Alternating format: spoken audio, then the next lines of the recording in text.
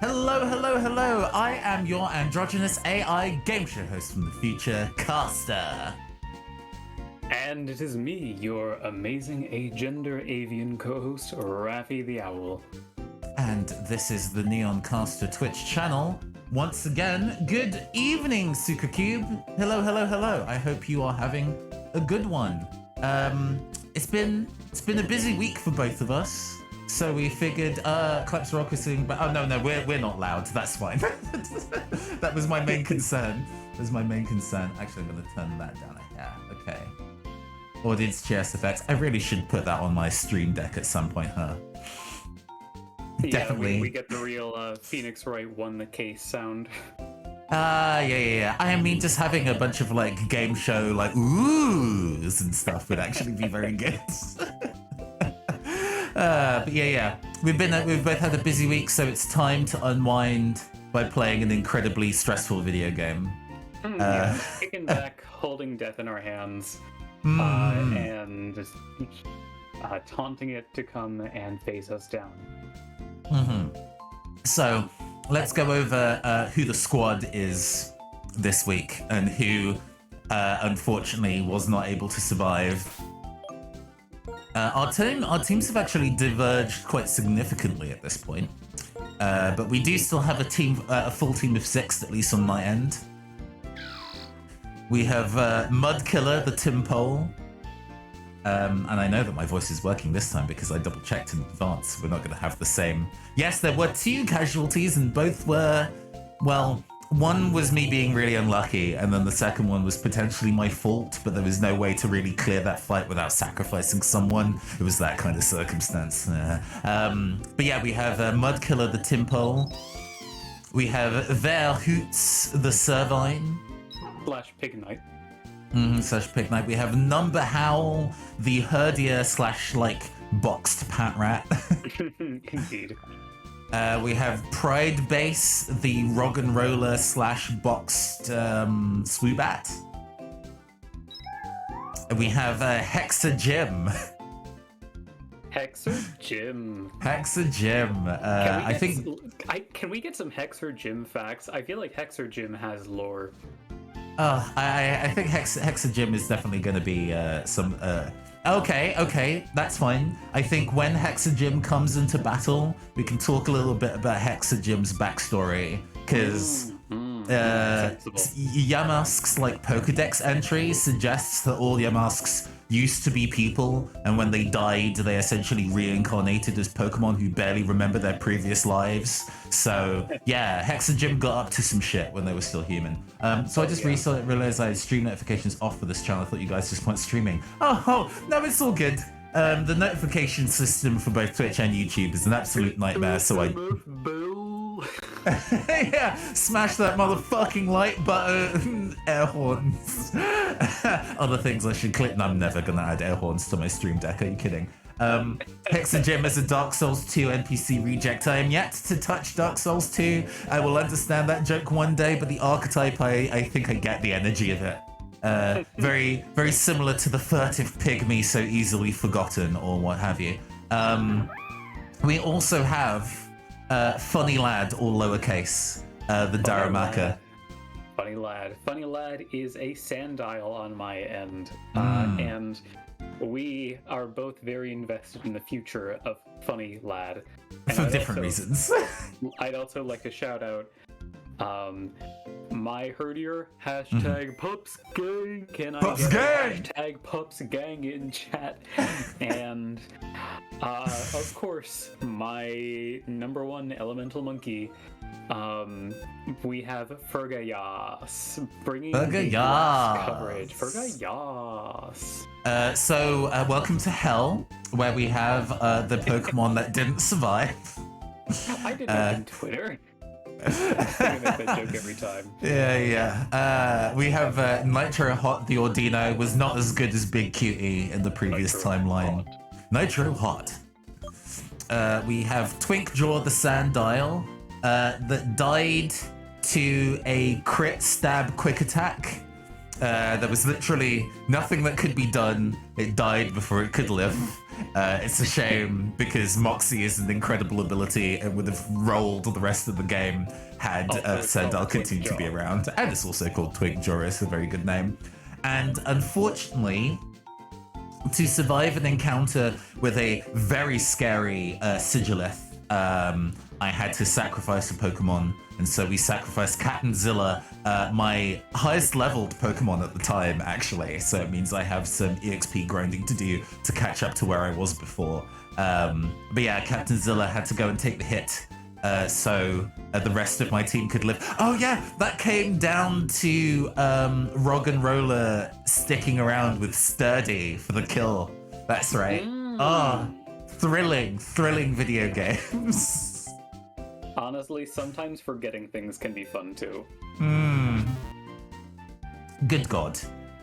So, what the game plan is for me on my end, at the very least, is that the desert area that we were at before, there's still some items and some trainers that I haven't fought yet. A lot of the enemies in that area, a lot of the Pokemon in that area. Let's be real. Let's be real. I can only catch one, and that one Pokemon is a friend, and the rest of them die on sight. But a lot of them are either ground or fire type, meaning that they are weak to water. And if I level up Mud Killer to level 25, they gain ground typing, ideal for the electric gym that is imminent. So that is my current game plan, but we will see how things go. I'm going to be entering the sports zone as I grind up Funny Lad to be a powerhouse. Are you just gonna kind of, excuse me, are you just gonna kind of like rush ahead of me? Because it's gonna be a while. I'm gonna also want to do that at some point. I mean, I don't consider it rush, like... We're both going to be grinding. I think even though you have more trainers to fight than I do, I don't think you're that behind in terms of levels. Okay. Yeah, I guess you're kind of specifically putting your EXP into a single Pokemon for the most part, and I've been even layering them out, which is maybe not necessarily the best plan, we'll see. Oh, that person you're fighting right now, I actually did not get over to that area, so I'm gonna hop on this newfangled bike that I got and head down over there. Yeah, I don't have the bike yet. Gotta go get that. Also, total zag, but I feel like Mudkilla deserves some kind of sting. Like, I'm kind of picturing real... I guess it's kind of like Def Leppard style, where you get like a little, 2-second guitar shred, and they're like, see, I saw it more as like a beat maker on a hip hop track. It's kind of like Mudkiller on the track. Every time they show up. Hey, late King of Mars. Good evening. Hope you're well. You're not late this time. Watch me slap myself in the face. Yeah, there we go. Is that a problem? I am so glad that my Sandile has Intimidate, so I can send Funny Lad in and just see Funny Lad's Intimidate activate. What do we think Mud Killer, down and dirty in the AM. Yeah, they're absolutely beats. I'm like sounds in there too. Okay, so who is Mudkiller's partner on this Shock Jock radio segment that they get in the mornings? I think it's gotta be #PupsGang. Yeah. Mudkiller and Pups Gang in the AM. Physio? Okay. No, it's always good to exercise. Very important, like King Mars. I'm glad that you were able to take the time to drop in, even though your time's limited. I appreciate you. My way of life is dynamic. Oh, hey Caster, how did you get into that area?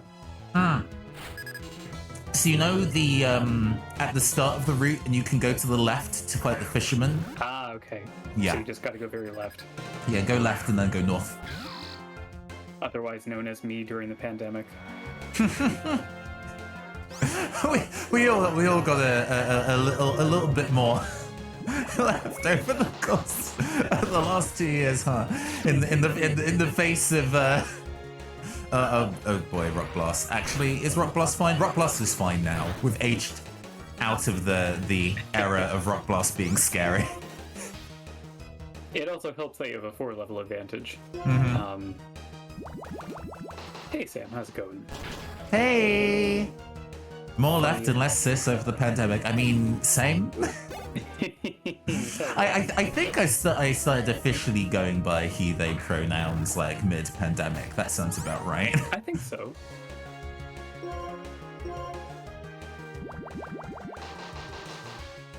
Goodness. It's gonna be a little bit until we get a new Pokemon, though I think... Oh, actually, No, this is wait, a bit of no. a problem Okay, if this so is you- like 5. Oh my god, is it 5? Fuck's sake. Uh-oh. Alright. Fine. Oh no! Fine. Well, that's... Alright. What a way to start this one.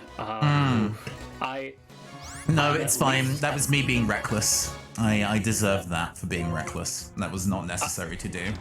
I'm at least gonna see a mud killer down in the ground. Alright.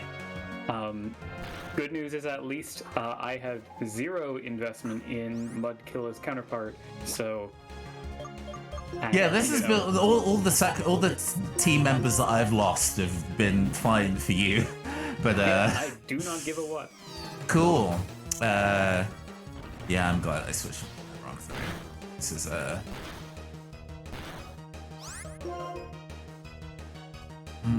Just picturing like what Sandile must be. Oh, quiet and quiet distorted. Hold on, that's strange. That shouldn't be the case. Let me No, yeah, I'm going into my hyperpop phase. give me just a second to go solve a thing.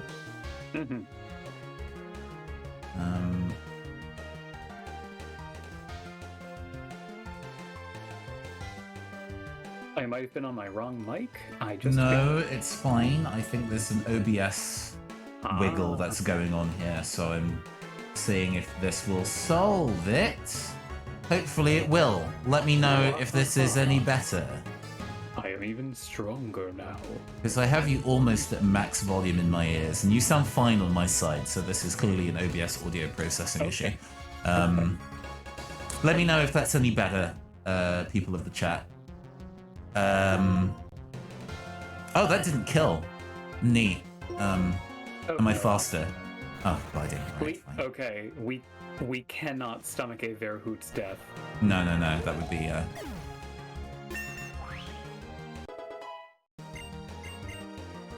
Okay, good. That killed. Phew. Mega Drain, okay. Absolutely. They're at such low health in Grassnot, as I understand, 100 accuracy attack rather than Leaf Tornado. I decided to not take the risk. Sure, no, that's fair. What was I gonna say? What a mystery. What could it have been? Oh, hey, there's an invisible Ultra Ball. If you...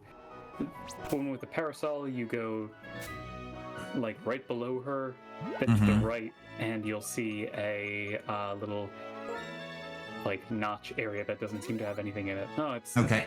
Yeah. Still she said quiet it's in comparison to me. Well, yeah. I'll turn myself down a hair. I'll turn Raffi up to max. And that's kind of the best I can do on my end, I'm afraid. Pump it louder. Yeah, that will do. Ruben, I kid you not, I was having a hard time falling asleep last night, and I checked myself to see if I still remembered what N's name is, and... Okay, Cassie, you're gonna have to tell me if I'm wrong. But I'm pretty sure I'm right. Natural Harmonia Gropius. Yeah, you got it. Okay, phew. Man, if I got that wrong, that would have been devastating. This is, with Mudkiller down, that was my main strategy for not getting horrendously So ends the podcast. Yeah. Don't worry, friends. I have an excellent capacity to unlearn, so... Love to learn less over time. Where did you say where it was to the right, all the way to the right. Ah, yeah.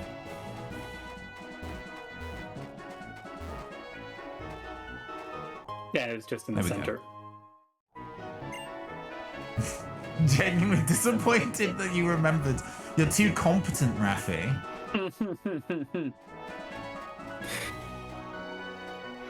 Yes, Salmon here dropping the Prug.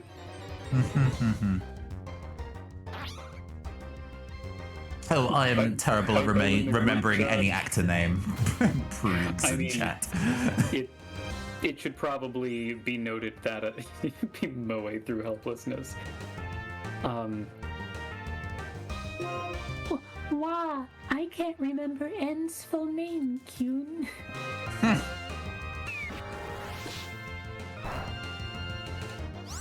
No, his name's definitely Naturalissimo. Of course it is.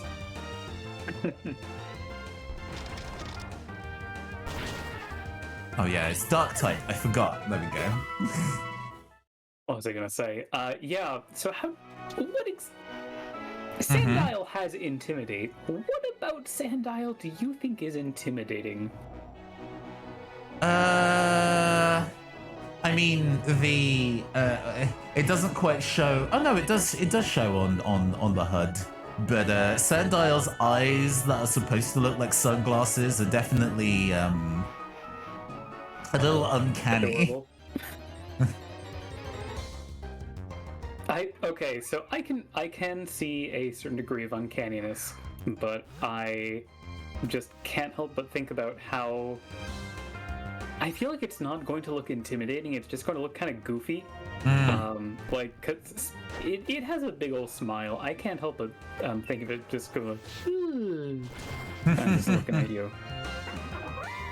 Well, it depends on whether it's going at like 2 a.m. down your hallway.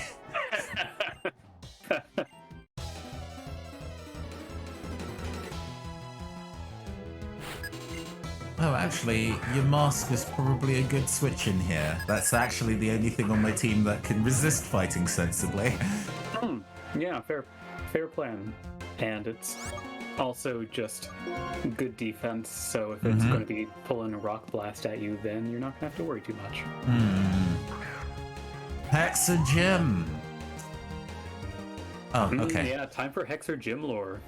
Yeah, I think because we found Hexagym in this kind of area, they were previously like oh, that's only ghost types, and that's not going to really do too much, huh? Only set you on fire, I guess. Yeah, Will-O-Wisp it and pull some Nightshade. I mean, not Nightshade. It's Will-O-Wisp and Hex is the combo. Will that still fire on a fighting type?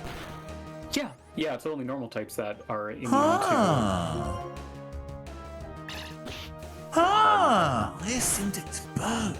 No. Oh, that Will-O-Wisp missed. Oh, whoa, okay. Crits today. Not even a crit. Just, guess that thing does not have much. No. The rock throw that came back was a crit. Right. So I gotta get in some Hexer Gym lore before Hexer Gym experiences a second. No. So. We're fine. But yeah, I think they were previously a worker in this kind of like a construction worker in this space, and died in a terrible workplace accident, to which they continue to haunt the building site that was never fully completed due to horrendous mismanagement. I think that makes sense. I also want to throw out that I think Hexer Gym has seen every episode of Seinfeld. Just one of those instances where it was an entire day on like Comedy Central or whatever, and they were like, "Oh, I can binge this. This is fine. I've got nothing better to do today." Hexer Gym saw the first season as he was recovering from surgery, and then just couldn't stop himself from watching the rest. Oh, there is. What surgery, you may ask? Well, we'll find out on the next Hexer Gym lore drop.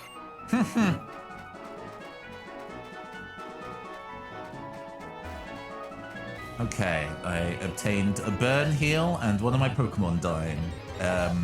All in all, a reasonable exchange.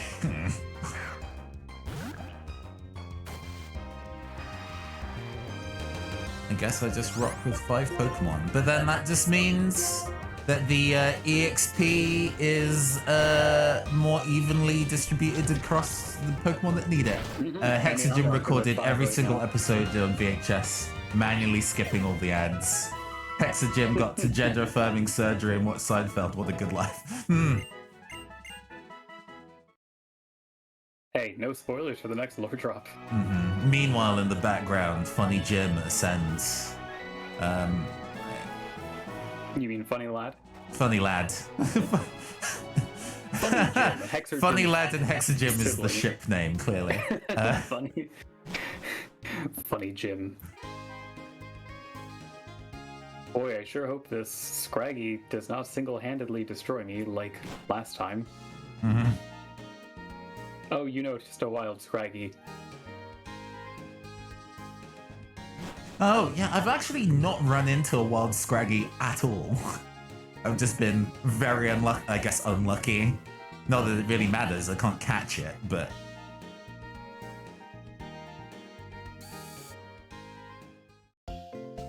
Alright, Mudkiller. Hexagym actually steals from the poor and gives to the rich. I think we've already kind of established that they are kind of a downtrodden worker, so I'm not quite sure if they would necessarily have the funds to... Oh, I mean, I think that's more just gave those VHS recordings to to a friend. You wouldn't download a car kind of circumstance. I understand. Wait, hold on. Steals from the poor and gives to the rich. Oh, yeah. How perverse.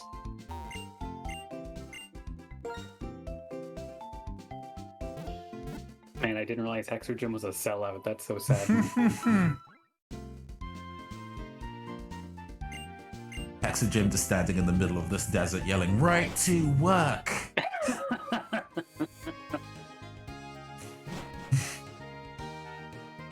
I'm glad that I can now make Disco Elysium Inside Baseball references that are amusing to me and me alone. So they're into crypto? Is that the law? Absolutely not. Nobody in the realm of Pokemon is into crypto. You get like even proper like tech bro idiots like Bill are like, no, absolutely not. Invest in Iggly coin. Iggly coin.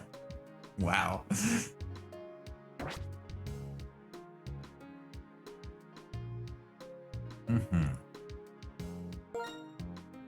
No fucking to chance.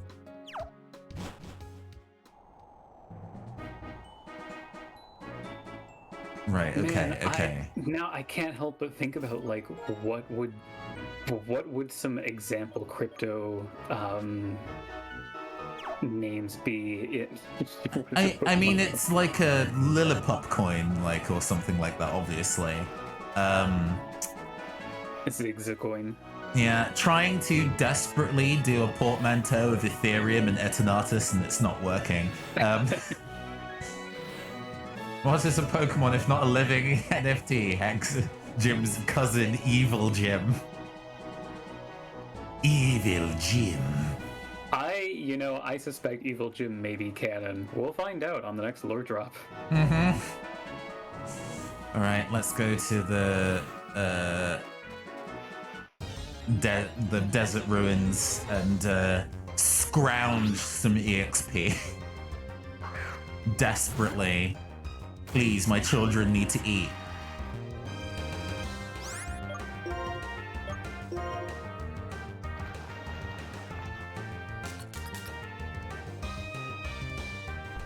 I forget what Torment forces you to only use attacking moves, right? Yes. Oh no, it's not not the same move twice in a row. Okay, fine. Oh right, it's taunt. That is.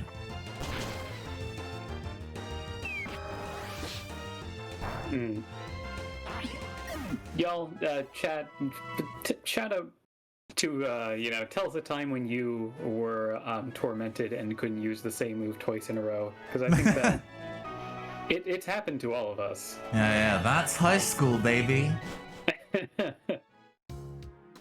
The next Pokemon type, money type. I hear a lot of people talking about the potential of sound type being a thing. And I fuck with that.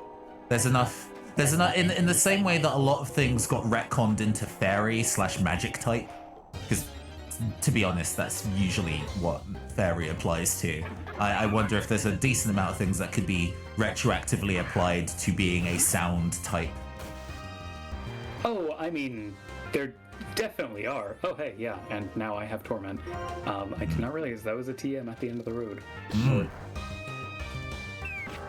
But, yeah, that's a weird thing, because there's already an ability called Soundproof that makes you immune to sound moves.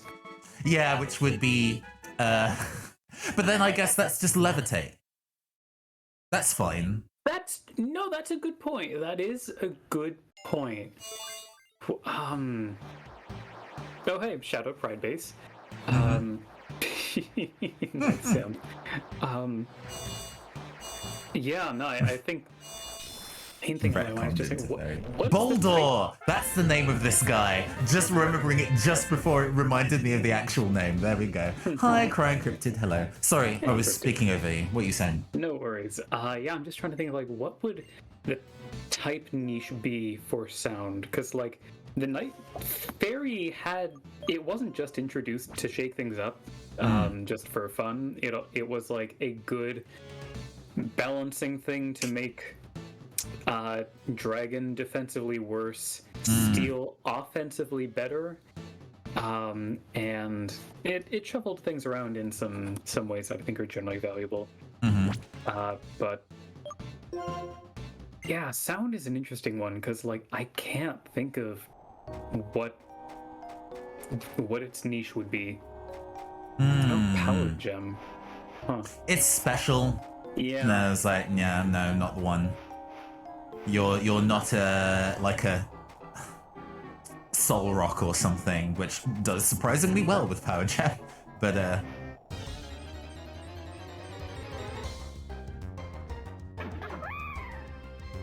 sound would probably be redundant with fighting.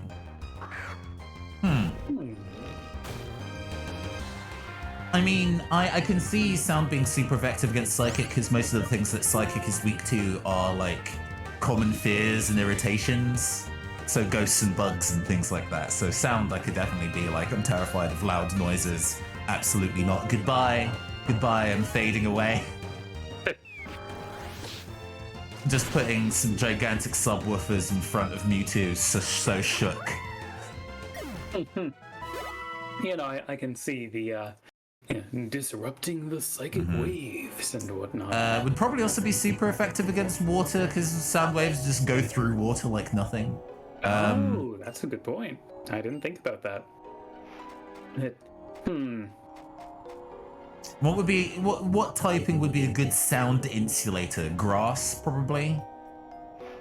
Or actually, yeah. Ground. Yeah, not putting too many sound ripples through sand. Wait, I guess yeah. I guess Super Cube and Lake King of Mars. I'm thinking about it backwards.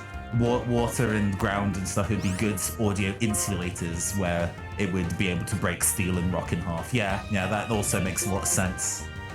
But sound travels across water very effectively. I guess if water is weak to lightning because it's such a good conductor. Lightning, like it's the trading card game. Electric, since it's such a good conductor. I guess it would be that. Please.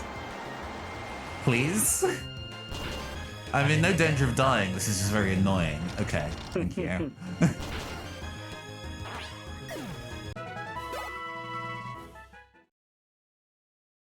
Yeah, man, now I'm just thinking about, like, We've introduced sound. Ground is good against it. Earthquake somehow became a better move. Yeah, Pride Base being my current lead. Yeah, I guess we're relying on Pride Base and the Hoots to be my both lead damages. Having sound be effective against itself like a dragon type thing.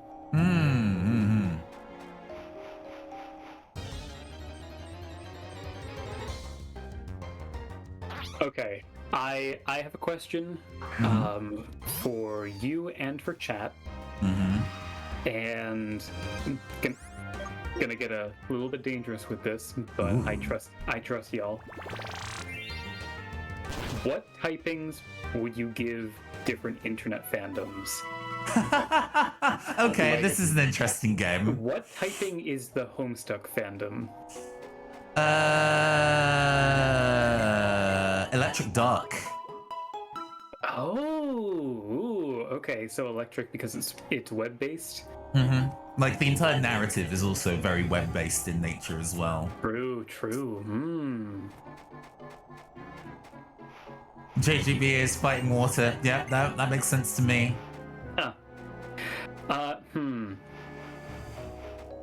Or psychic water. A mixture of like ripples and stands, I think. I gotta be honest, I think JJBA might be normal fighting, because I feel like any fandom that primarily enforces itself by repeating the same like 2 or 3 memes is it's gotta be at least part normal type, because the whole like, is that an MF JoJo reference? I guess you're thinking about it in terms of how the fans also react within the space. I see. Yeah, exactly. Interesting. Which is, what if Homestuck is Dark Fairy? Because I feel like... Okay. I feel like Dark Fairy is the... Or is that just Juggalos? Yes, no, Juggalos are Dark Fairy. There we go. You got it. Perfect. No notes. OFMD. Our flag means death. That's the game. Right. Yeah. I've not seen it, but I know it is. It is not available in the UK yet, so all of my friends have been stealing it, which is very sensible. But I haven't got around to watching it myself yet. Which, as a resident pirate of this channel, I should probably. They should probably put it in my eyes. But then, I don't know, if Oromar suddenly just becomes very Taika Waititi like 3 months down the line, because we're quite ahead in terms of episode records, wouldn't that be like really obvious? I trust that you can watch a show and not just go like, I am stealing the entirety. Aha, now they will have to put up with the Sandstorm Leech Seed tech.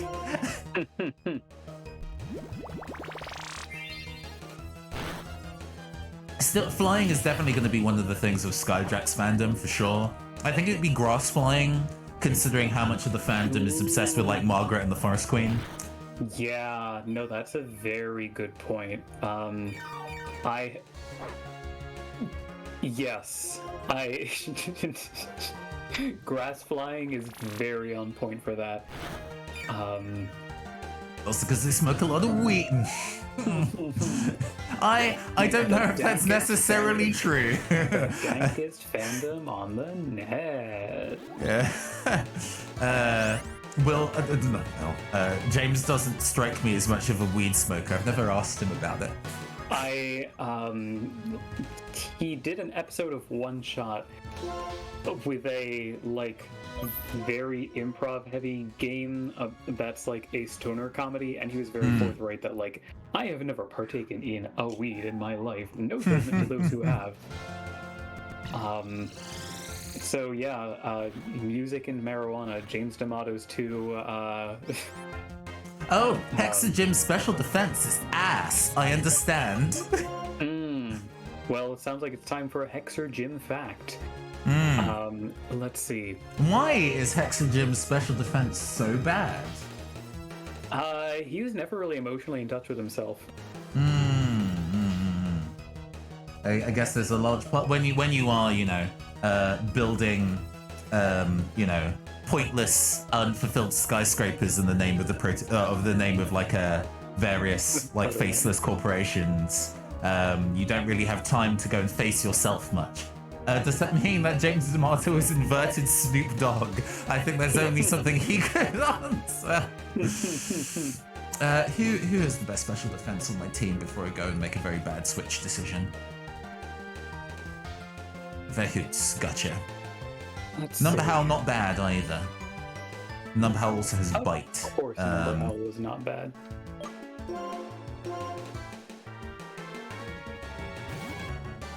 The Neon Caster fandom, at least partially electric type. I mean, yeah, that would make sense. My favorite Pokemon types, as I think I might have said before, are Electric and Ghost.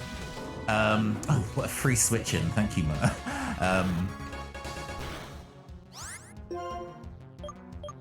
What type in Pokemon has the most kind of like, reckless gambling-y moves?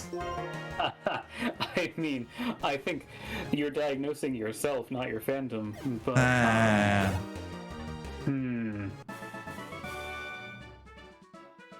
actually, normal type has a bunch of, you've got your not just your Giga Beams or. But their trump cards and last resorts are both normal moves, I think. Giga Impact, that's what I was looking for. Yes.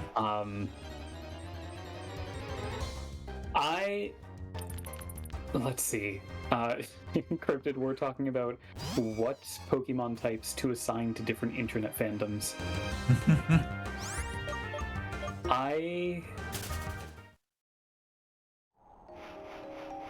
What type would the furry fandom have? Just as an entire nebulous entity? I mean, normal something else, because most of the just straight up animals are normal types in Pokemon. I feel like you could definitely argue for normal fairy, not just because haha gay, but definitely the element of I'm thinking Sparkle Dogs. Oh yeah. What see you soon, Late King of Mars. Thanks for hanging with us today. See you, Mars. No, the Sparkle Dogs are such a key piece of internet history. Good God. Okay, Super Hulock fandom. Fandom is poison type. I mean, it's got to be like an FPS video game fandom or something like that, like the Apex fandom, the Voltron fandom. Voltron is Poison Steel. There we go. It's done. I can totally see Overwatch fandom as being Poison Fire. Very passionate for all the wrong reasons. I guess that would also apply to League. Jeez. Yeah. I want to go inside the actual Relic Ruins, but I don't actually have anything that could sensibly... Well, actually, Herdia can take down Sigillus. True, yeah. There's enough damage on Bite where we would be able to get around things. Okay, but we already caught a Pokemon in there, so that's... We did, but there are some trainers here that I can fight. Sure, yeah. I haven't fought those yet, so let me know how they go. I think Super Hulock is tough. I know for a fact that normal probably has to be one of them. And I would imagine that it learned Tri-Attack on level up. I'm gonna say normal ice. Ice, interesting. Why ice? Yeah, it's I mean, as a fandom, especially now, quite distant. I think as a fandom now. It's but back in the day, it wasn't previously ice typing, but I think it's managed to move into ice typing Fire Punch. Yes, please.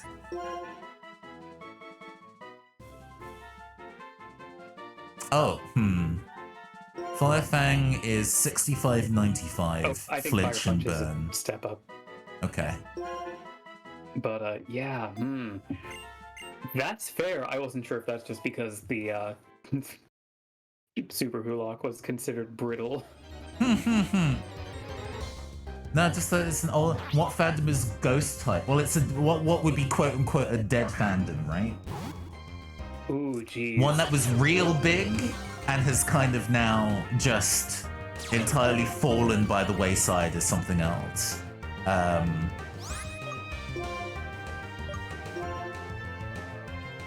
Yeah, man, that's tough. Because off the bat, I was like, oh, Star Trek. It's like, no, they keep making new Star Trek stuff. That fandom is very much around. It's here, like it or not.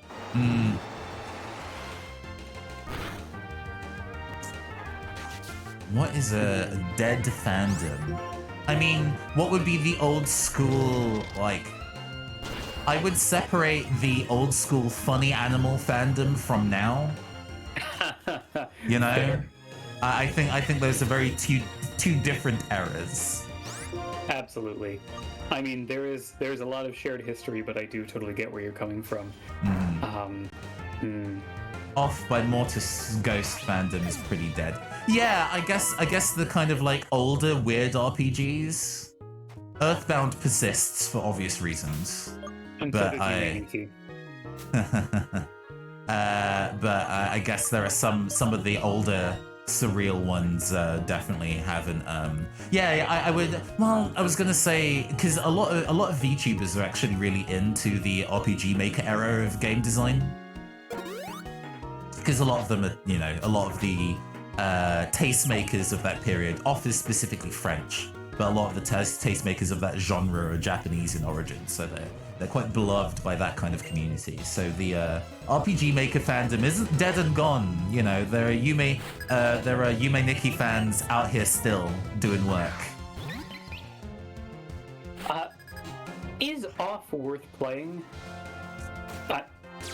That is a good also goes question. out to chat, That's a very good we have question. people I've in the actually chat not who played are Off. saying- Dignity's work up, that's fine.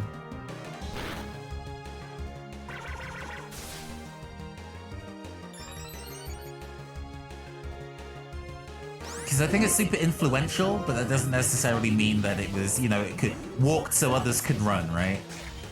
Oh, is Off still good? It is worth playing because when you complete it, you can say I be off. Oh, I see. Terrible. Also, funny lad nearly died to a single attack from a sigilith, so I am. Yeah, scary. Okay. I gotta be honest, I underestimated. It wasn't just me being bad at video games. The numbers were just genuinely intimidating there. Aircutter does not mess around. Oh my god, stop. You're going to crit Pups Gang and kill them. Thankfully, I got you first. Ooh, thank you for the follow, Full Turbo Dash. Appreciate you. Yeah, geez. Off ran so Undertale could sprint. Yeah, for sure. Hi. A new face. Thank you for hanging with us. I hope you're having a good evening. Are you for? I think I'm probably going to ask a lot because I tend to get most of my new followers these days now from these Pokemon streams, which is great. Enjoy it. It is indeed a Soul Link. Let me post the rules. There we go. Rules. We're doing okay. This is our 4th run. Lucky number 4. We're on the 4th time. It's specifically unlucky for a whole bunch of cultures. Lucky number 4. We've learned a lot from the previous timelines, and now that we're in untreaded territory, it is immediately difficult again.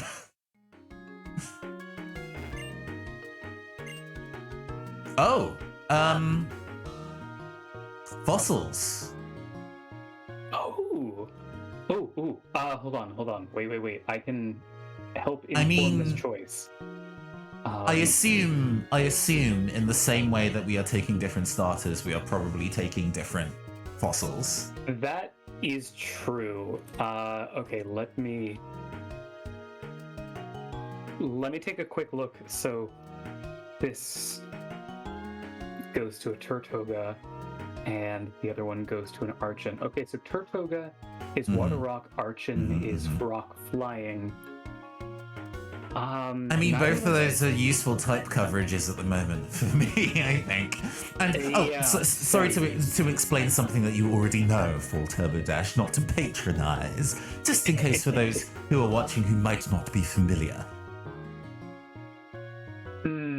Okay, so Paracosta is like very high physical defense, and Archon is like a kind of glass cannon. Glass cannon, chapter. yeah. I am a Pokemon on this day. So, yeah, you know what? I'll let you pick. You got there first. Okay. I mean, I quite like both. Wait.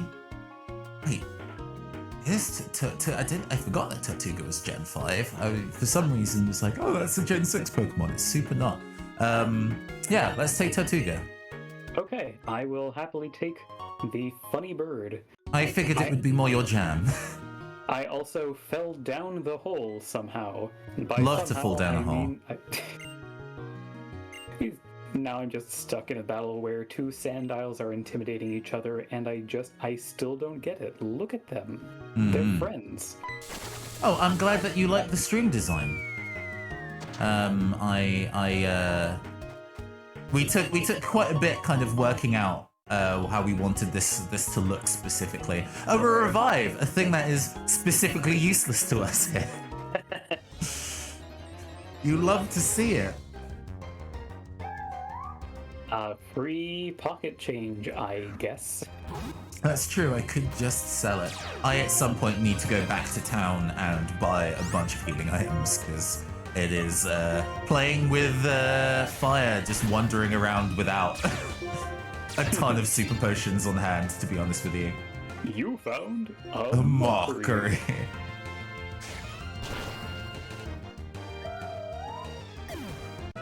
Man, where do we resurrect these fossils, though?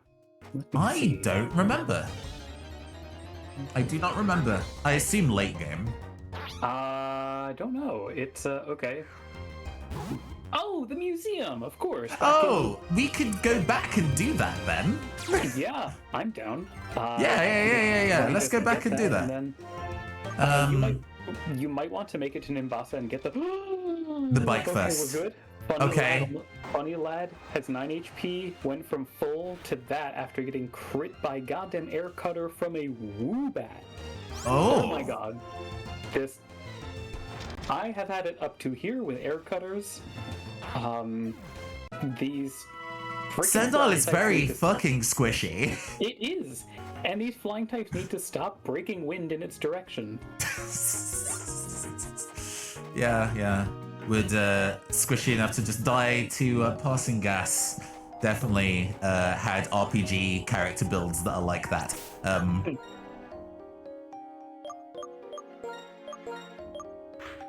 Thankfully, #PupsGang is PupsGang is chewing through these psychic types.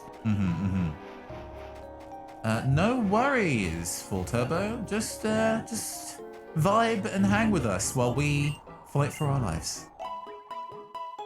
No, there isn't a lurk command. I don't know. It's strange.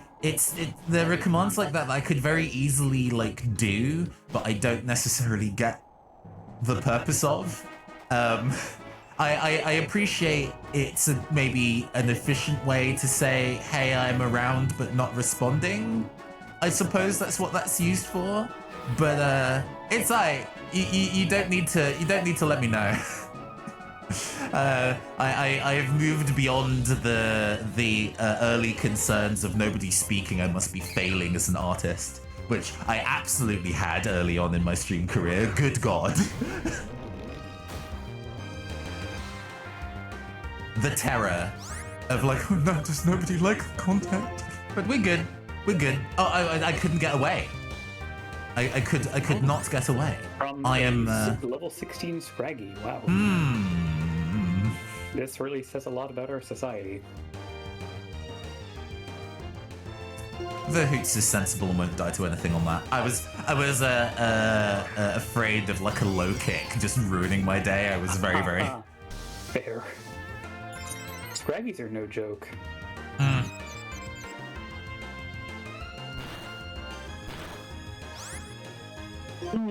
Okay. Well, Sam, since you so desperately want to know, I think it's just about the inescapability of the many problems that we face, you know, and many of which are created deliberately by society. Plot. Just in the same way that a Scrafty will, or a Scraggy will appear and threaten you with a low kick. You know what else suddenly appears and threatens you? Taxes. Boom. Yeah, there we go. Square, circled. Nailed it. God. The fact that I am so glad that in the last tax year I was able to land enough jobs where I have earned enough money on top of my regular paycheck where I can be taxed, but also paperwork. You're telling me, I mean, does the UK have the same lobbying issues as America in terms of like, we're going to deliberately make this as complex as possible so that you need to buy TurboTax? Applying to do taxes is unnecessarily complicated and drawn out.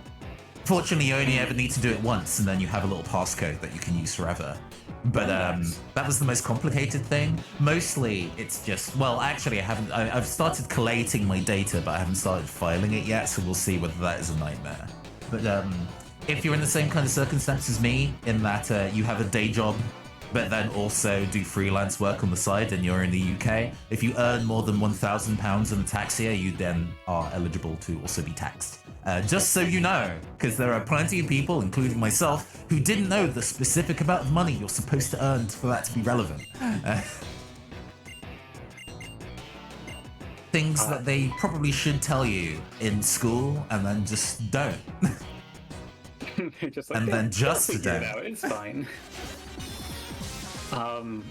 By the way, we should probably re-explain for any new viewers that we have our naming scheme. Oh yes, go ahead.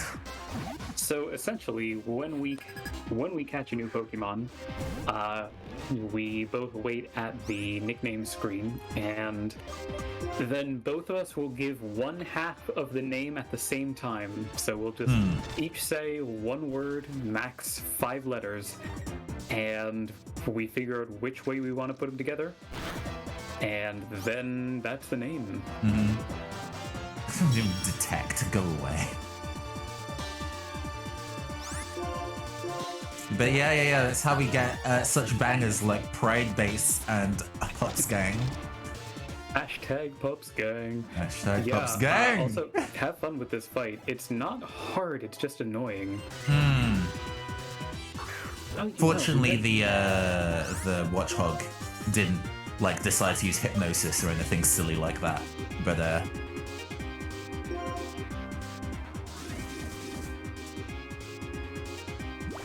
I'm realizing as I'm making my way back to the museum, there's a Game Freak headquarters in the big city, and does it give you anything? That's what I'm trying to find out. Let's see.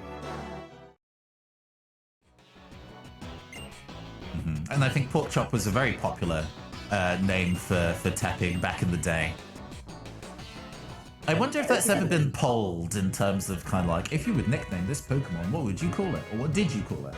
I have a feeling there might be some solid trends for certain Pokemon. But Pork Chop seems like a very clear one. You know, I wonder what the most popular name for like a Rowlet was. I can't remember what I called mine. Did you get a Rowlet?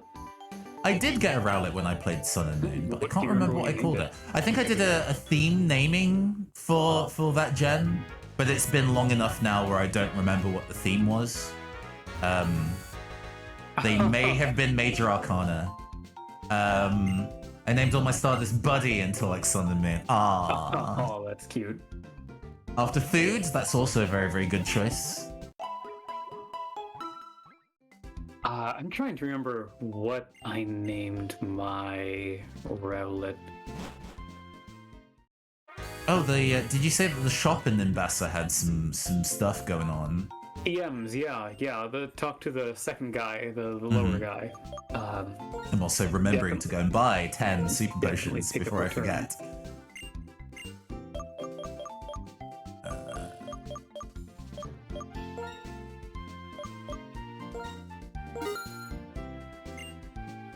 I can't remember what it's called. Name the water store. Oh, Poplio. Yeah, there we go. That's it. Also, nothing relevant to us about Game Freak at this time. Oh, I should also buy a ton of Paralyze heals. I know what's going to be happening soon. Actually, I think the only thing with the paralysis whoa, no, there's all of the people leading up to her. Never mind. And everything probably is static as an ability, and like, we're gonna go and buy Return.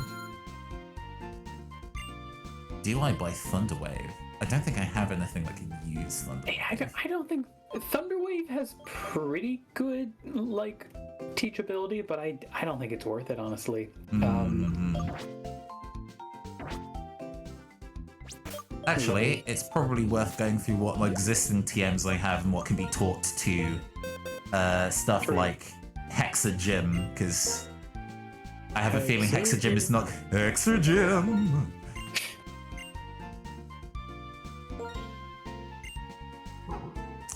Goodbye, Retaliate.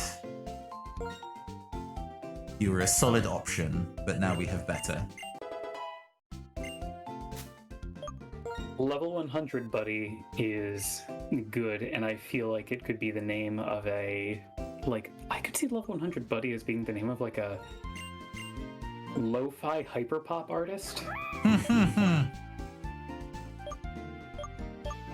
Oh, like lo-fi chiptune, I think would be the vibe of that. I think. Yeah. You know, they do chill, like evening, nighttime stage music. And speaking Cozy of the 8-bit Level 100 Buddy, jams. guess who we've got in voice right now? Oh my goodness, what an intro. Hi everyone. Hi, how you doing? Good, hold on, let me see if I still got it. Boss Walk. Shit, no, I don't have it. America's changed it. Do you remember what N's full name is, Reba? Just gotta say. Boss Walk, Tank Fly, Jam, Nitty Gritty. It's the boy from the Big Bat City. Hello, it's Ruben, everyone. Hi. Unfortunately, that is not what N's full name is. I'm sorry. Dang it. N's. Hold on, can I get another shot? Go for it. N's full name is Natural History Museum. Yeah, there we go. Perfect, got it in one. How do I register items again? I forget. Register. Cool. And then it's like, why to use my register item? The memories, they flood back to me.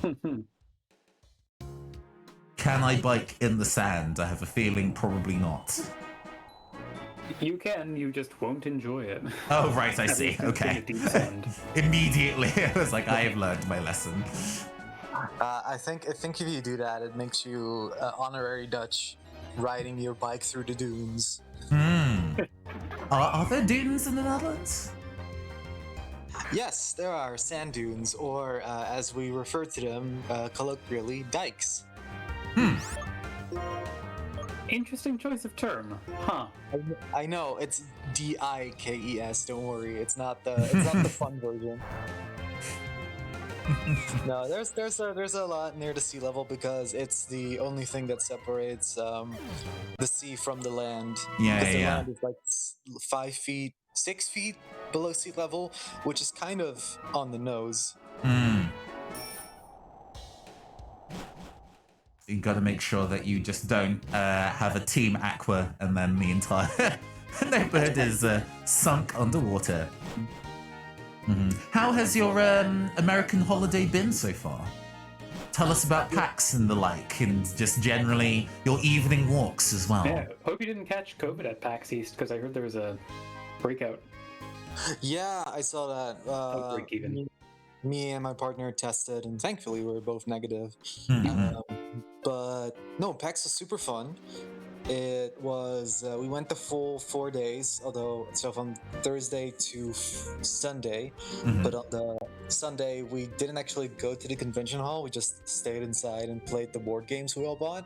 Nice. And of those, they were very, very fun. I got a game called Demon Worker, which is you're a demon, sort of like a demon manager, and you want to work yourself up to the rank of Demon King / Demon Lord, but because you're a manager, you don't actually want to put in any work yourself, so you're just getting other workers to acquire resources necessary for you to ascend into Demon Kingdom.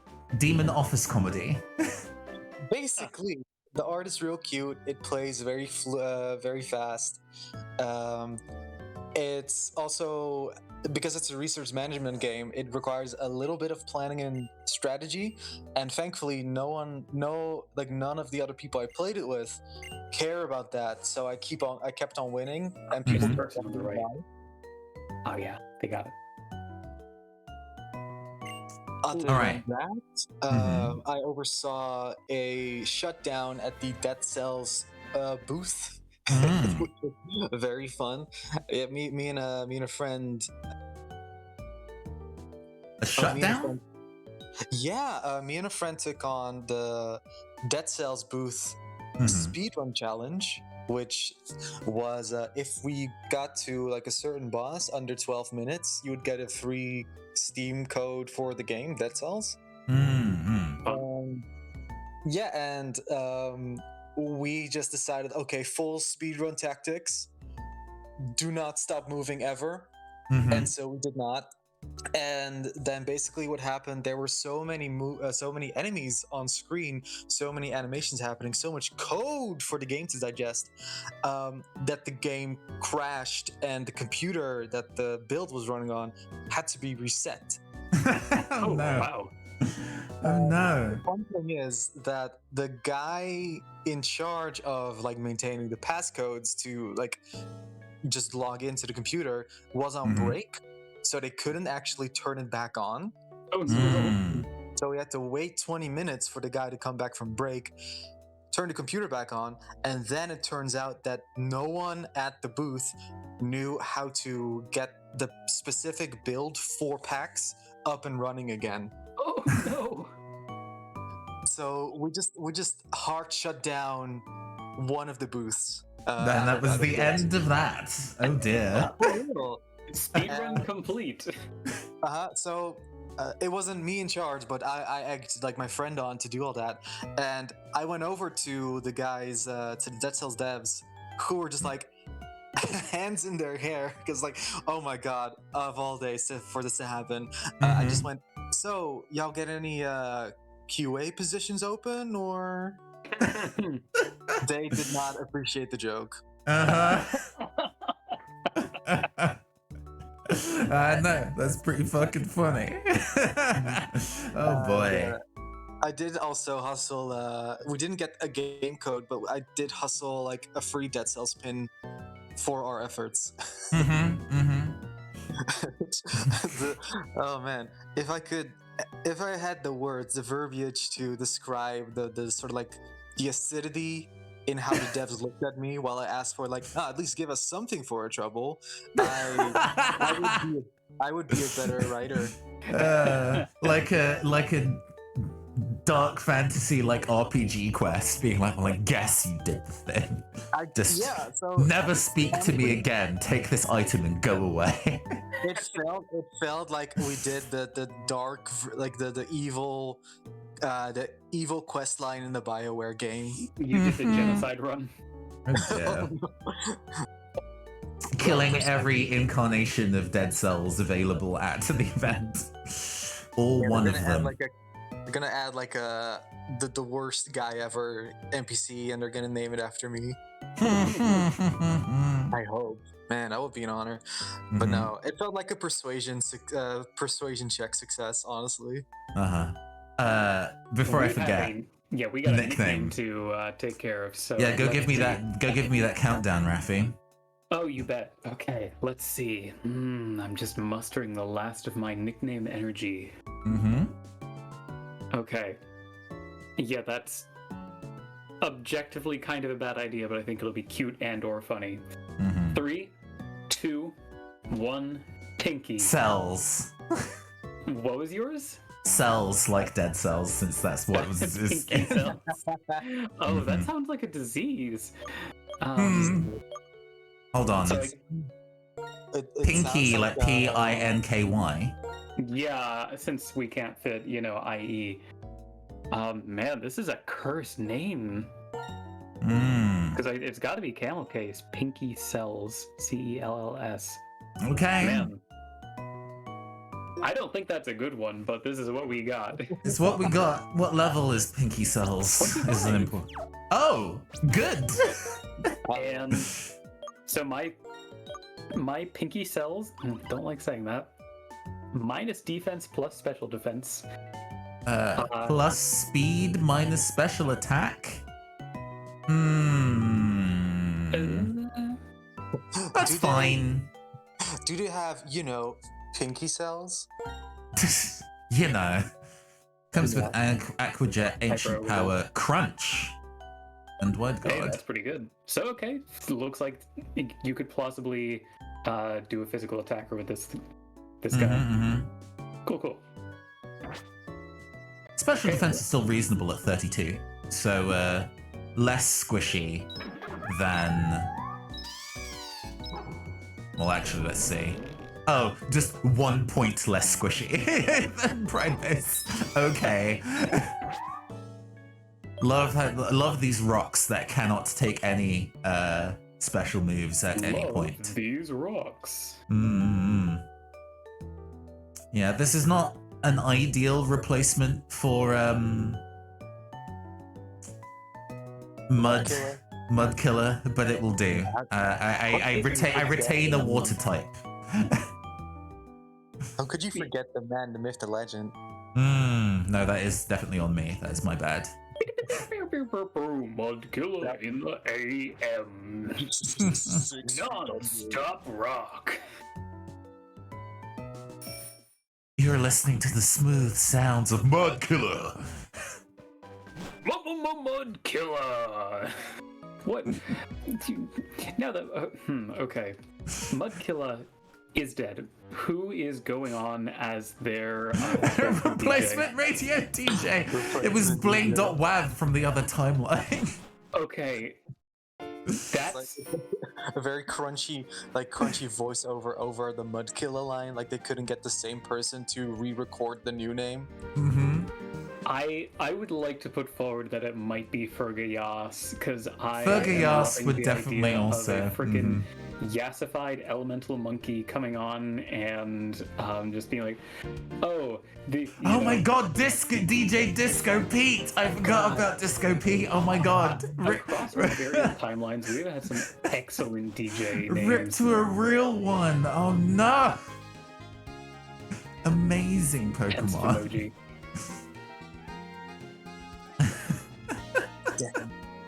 Damn. Really makes you think. Yeah. Let's go buy some lemonade or some fresh water. I thought about it in the game. Yeah. I have my fresh water. I have my liquid Kool-Aid. Does it heal you 50 HP in real life? It depends on how little I've been drinking across the day. Sometimes you have that glass of water and it feels like you restored 50 HP. It really does. Me eating a seed of strength, I feel exactly 1 point stronger.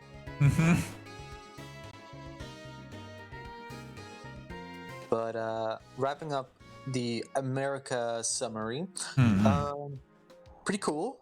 No, I've started doing a lot of walks, a lot of jogging. There's a beautiful forest near here, a lot of hills. So, coming from the Netherlands or the lower countries, elevation is a foreign concept to me.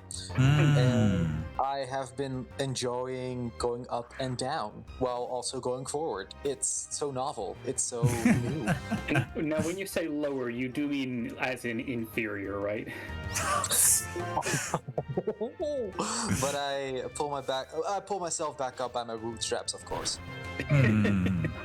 You get knocked down, but you get up again. I understand. They're never going to keep him down. And a cider drink, and the other drinks. A vodka drink, I think, was one of the ones on the list.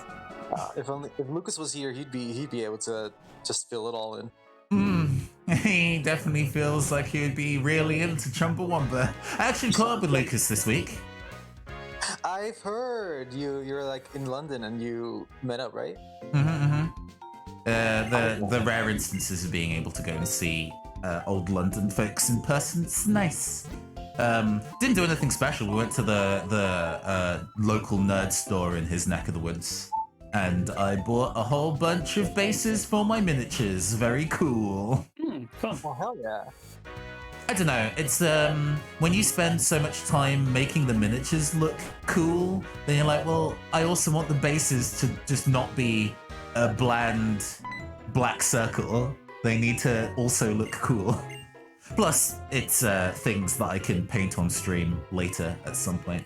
One of the things I want to do is a whole bunch of minis that's based on the color schemes of characters from Paradise Killer, because those color schemes are very strong. That Lady Love Dies Red definitely needs to go on something that I have. I'd just like to briefly mention that I'm very amused by the two different things that we're doing right now, where you are pursuing plot and going on a... I'm going on a date with Anne, yeah. Yeah, you're going on a date with N. And I'm playing Dress Up with a Pig.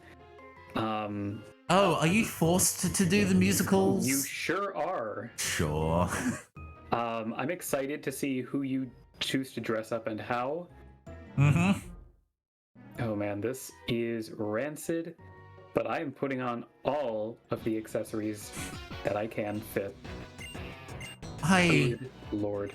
I mean, I guess they had to think of something to do instead of the contest from previous. But the contests were good. They were actually a game. As opposed to the musicals, which are nothing. Oh, the one in Ruby Sapphire? Yeah.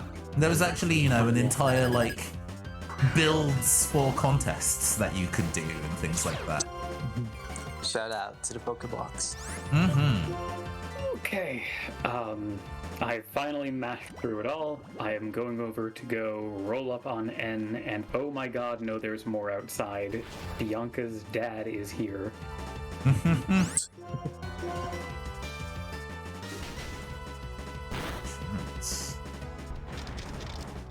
Yeah, this continues to be a Pokemon that M just found on the street.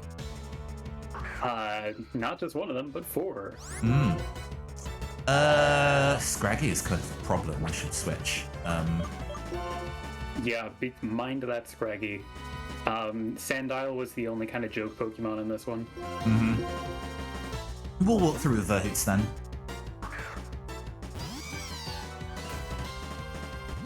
Oh yeah, with the swagger, that's right. Oh my god, there is so much text! Alright, it's like, but it is time for my afternoon gymnastics.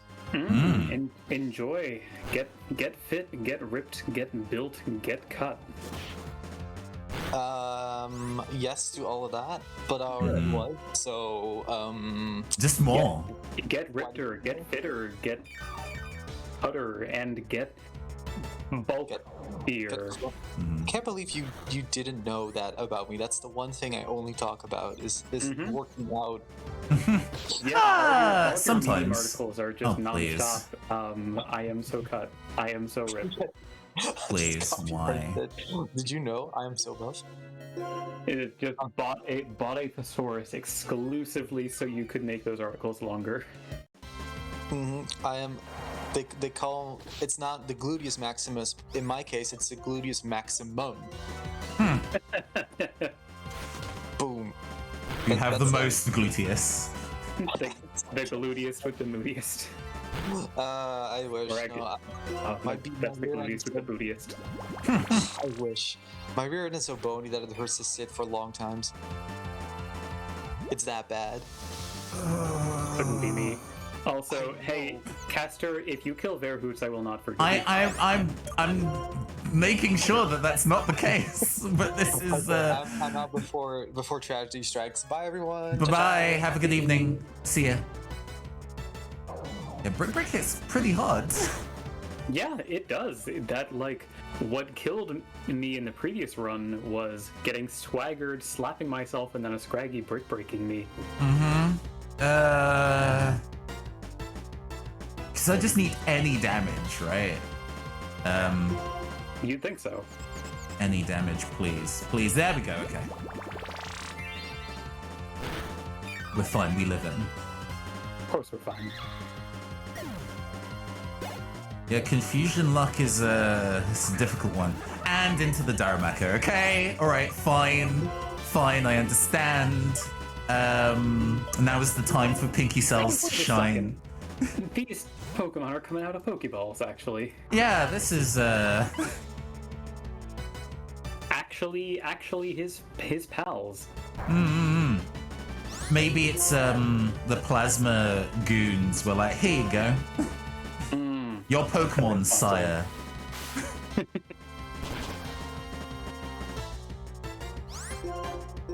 Okay, I gotta get N's beats up fast. Okay. Yeah, I got through the Sandile. I am gonna be clicking dig. Oh my god. This Fire Punch. bastard. Okay. Fire Punch did so much. I can't leave. Okay. I Thunderlad.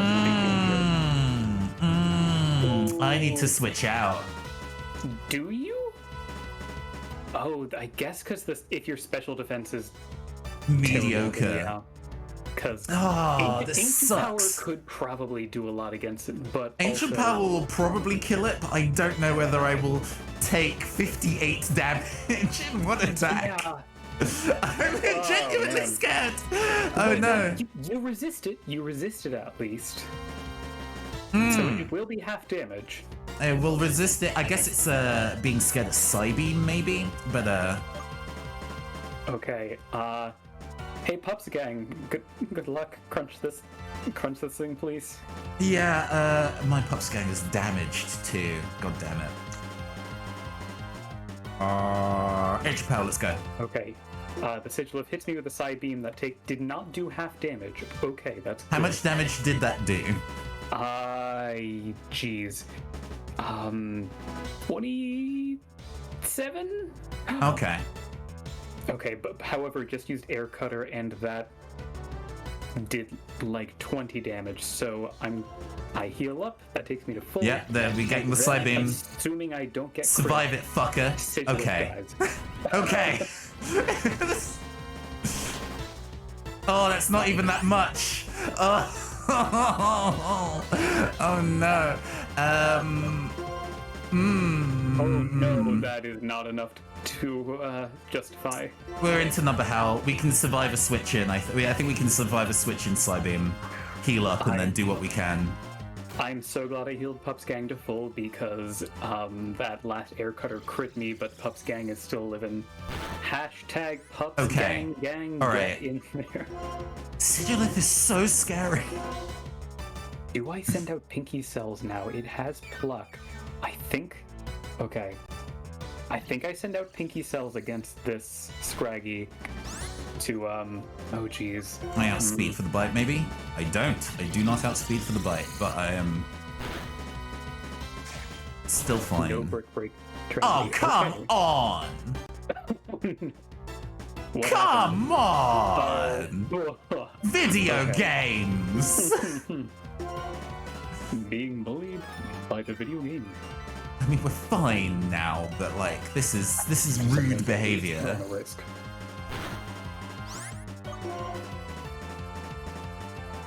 Honestly. I just got swaggered Oh, we by the speed scraggy tied as insult. well, so I could have maybe clinched that sooner. Whatever, go away. Just leave and get out of here. This date is over. I am currently just working on this scraggy. I'm gonna leech seed him to just guarantee that this will. Oh, you get the little dating sim profile.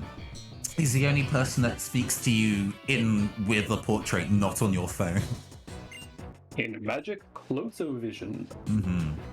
I was going to say, other games don't really do this, but I guess Sword and Shield has the benefit of being able to use any camera angle it likes, and tends to actually make good use of it. But I can't remember if Sword and Shield really went for intimate camera angles much. I don't remember that either. Okay. The swagger is cruel. It is putting the fear of God into me. Just running back here, being like, my children. You're all still breathing, thank goodness.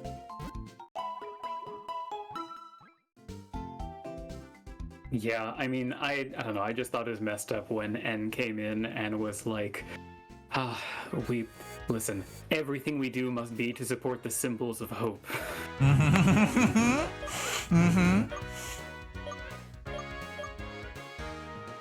Okay, the Scraggy has fallen. We're good. No deaths, no L's, just Bonnie hope, Lad is no now despair. level 24, so I can now start raising our friend Hexa Jim. Also, I think I might put Big Root in my Verhoots, actually. Understandable.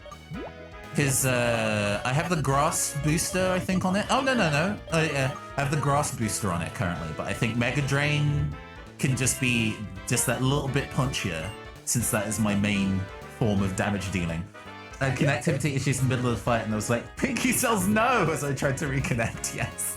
Pinky Cells is still alive. Pinky Cells is still fine.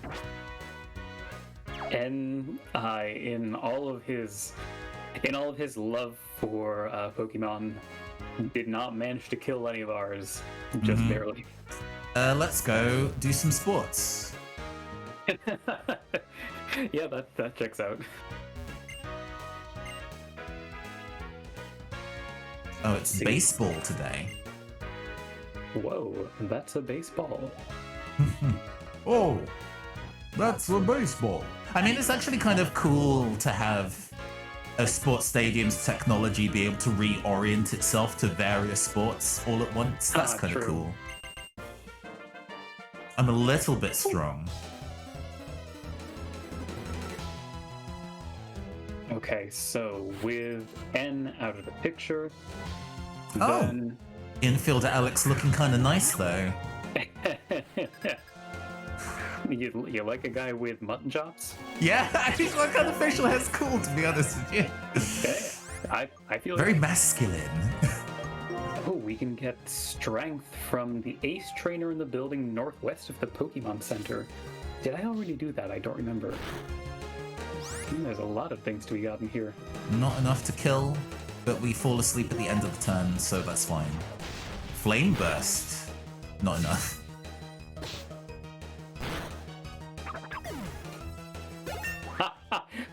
I love that I went up to this ace trainer and he said, I'm pretty sure verbatim, you experience what it feels like to be a powerful man, and then hands me strength.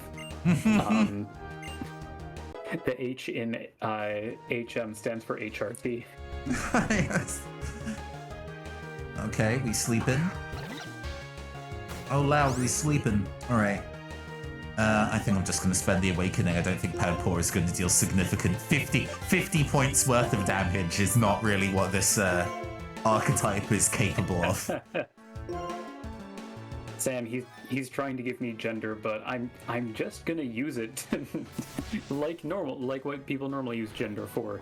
You know, knocking around big rocks. Cool! I just got burned instead. Right, time to switch out. this is officially silly. By the way, we can go to what is it? Route 5? Route 5. Oh, we can already leave to go and get some other bits and pieces going on, huh? Yeah, we can get another Pokemon. Options include Liepard, Trubbish, Mincino, Gothita, or Solosis. Though Gothita and Solosis are version exclusive. So, of course, you can only get the Goth, and I can only get the funky little jelly bean. I guess having a good psychic, like, I guess probably a more stable psychic type than the two that we had afforded to us earlier is maybe reasonable. Yeah. And if we wait for Rustling Grass, 85% chance of Audino, which been there, done that. 5% chance of Cincino, and 10% chance of Emolga. Now, that's a lot of grinding to get that one Emolga, but it is, and also let me just look at Emolga's base stats. Yeah, okay, this thing has an attack and special attack of 75 and speed of 103, and it's there for the setup Volt Switch, but I mean, I don't know if I'd say there for the setup Volt Switch. It's probably there for the what is it called? The move that electric move does more damage the faster you are. Oh, Electro Ball. Yeah. Hold on. Does the Electro Ball exist at this? 5. Yeah, I was going to say that's later. I am in fact not Which seeing is a Electro shame Ball, because that is a very good. That's a very good move. Yeah, it was actually introduced in Gen 5. Oh, it just can't learn it. That's I guess Joltik and Galvantula's fun time move instead. Oh, wait, it does learn Electro Ball at 26. Let me double check that. Yeah, in Gen 5 learns Electro Ball at 26. Actually pretty legit, honestly. Worth grinding for. It also has Acrobatics, which is... Do you know what Acrobatics is? If you don't have a hold item, it's double damage? Yeah, and its base power is 55, so that is base power 110. So, honestly, Emolga not looking bad right now. You're currently doing sports. Sports? Although, how many of these people are going to fight me is... I think I only had like one fight me. Oh, yeah, I've already beat the one that I fought then, but I want to fight more! There's also the small sports stadium, right? I don't know whether that also has things. I mean, did you go to Route 5 to fight anyone there? I haven't been on Route 5, like the next area over, I haven't been yet. One, yeah. Yeah. No, not yet. Yeah, I'd ask that you head over there. We can do that now, yeah. You got to Nimbasa ahead of me, so you've probably done a lot of what this area has to offer short of beating the boss. Oh, I can learn Swagger, hell yes. Sandtomb. Now, what do I have on me that is good for catching Emolgas with? Well, you could use a quick ball and not worry about it. Just remember, the bonus is only for the first turn. On the first turn, yes. Very true. This is a small stadium. I'll go and do that later. Oh, Bianca. Yes. Welcome to the unskippable I'm cutscene. right. Yes. Okay, I understand. I would say 40% tutorial for this, and I do expect you to play dress up on stream. Yeah, well, I have to. 60% emotional reckoning between Bianca and her dad, and it's good hustle to the dad for making it all the way out here with no Pokemon, ostensibly. True. I don't know. I'm a very bad gay. I'm not a huge fan of musicals. I feel you. Like, because so often they are a music genre unto themselves, what it wants to do musically is not of personal interest. I think is how I would phrase that. Yeah, it's like, there are certainly musicals that I have enjoyed, but I'd say it's rarely because of the music. Yeah, I mean, I think Chicago has been the one that I've enjoyed the most as a musical. Dress up, 'Cause- funny lad, dress up. yeah. I'm excited. Hell yeah. And I think they get bow tie as well. There's not just bow tie, but also a cane. I think it's too many. Yeah. That might be too many things, but oh. Each hand is a slot. I see. Yeah, there we go. Perfect. Okay.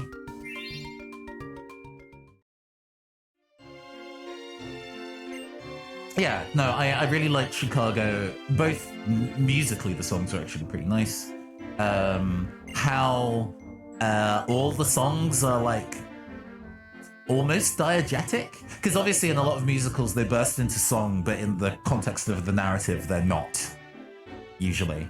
But all of the songs in Chicago take place within a character's head, as in musical numbers she's like imagining for the circumstances, and that works for me. That works for my brain. Having a conversation, then somebody jumps on the table and starts belting or tap dancing. I'm like, why though?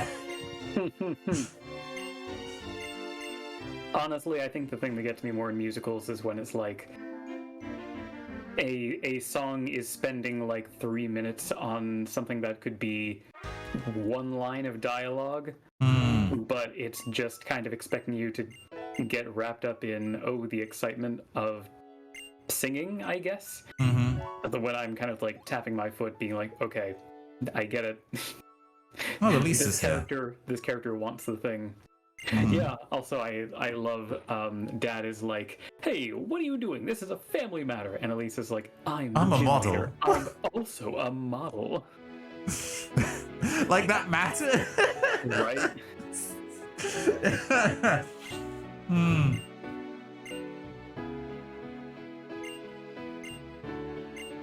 Unova's next top model.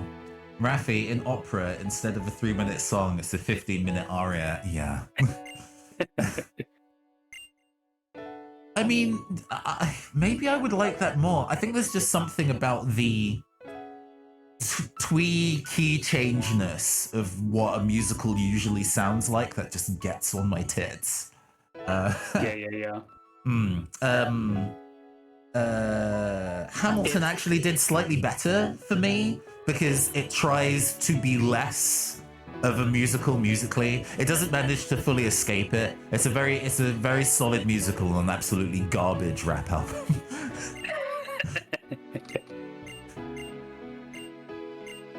I have friends that, bless them, enjoyed Hamilton enough where they got really, they like started being interested in hip hop as a result. And I'm like, we take those. Here are some recommendations. The person who I describe as my gay mentor, like genuinely got into Kendrick Lamar off the back of enjoying Hamilton, and I'm like, well, that's a win, honestly. Okay. You know? Can you take those? Yeah. A lot of music is chuggy, which is a word that I have seen but do not necessarily know the definition of. God, I can't help but picture like, I'm not gonna miss my shot. Got. Yeah. I mean, I would enjoy those characters to just burst into like DNA partway through, absolutely. But then there's also, it's like, oh, what hip hop do you enjoy, Caster? And then I'm just kind of like, I cannot recommend them. Tyler, the creator, that will never speak to me again. I don't know whether I could recommend them JPEG Mafia, but it's really good. Castor, I have a question for you. What is a Brockhampton? A Brockhampton is a Tumblr JPEG Mafia. Oh, really? Okay. They are not bad. So actually, yeah, they are a more accessible Odd Future. Actually, is probably a better way of putting it. So Odd Future was the rap group that Tyler was part of before he kind of focused more on the solo career. People like Earl Sweatshirt and stuff were part of that group. And obviously, because they were all, 17 and edgy fuckers, that was kind of the vibe of a lot of their lyrics work, but they were still really good producers back then, even though they had nothing. And Brockhampton is kind of similar. They have some really, really interesting and cool sounding beats, and across the board, all of them have different enough rap styles where you eventually get to have a favorite rapper among that group, that kind of thing. But apparently who they are as people outside of that is not necessarily great. I don't know shit about that, so I can't really speak to how accurate that is as a thing. Oh, is this the area where if you're too risky you can get dragged into a fight with Charles the Heartbreaker? Oh, I think so, actually. Okay, let's not fuck with that parking lot area then, and just concern myself. I think Charles is only black too and white too. I'm not seeing. Okay, I'm just concerned that if I step too far right, I'll be dragged into a fight that assumes I fought a gym leader. Oh no, yeah, actually, too far left. Correct. Yeah, he is indeed. The Baker person there is easy money. She just has the 3 elemental monkeys. But I am currently running through with a bunch of repels, trying to see how much shaking grass I can rustle up. I want that Emolga, dang it. I agree. I would not complain about a Cincino also, because... Solid normal typing? It's all normal typing, and you get some... Cincino's ability is skill link, which means that all multi-hit moves hit the max number. You put a King's Rock on that thing, and you can get some real flinch hacks going. Where are my repels? There's one of my repels.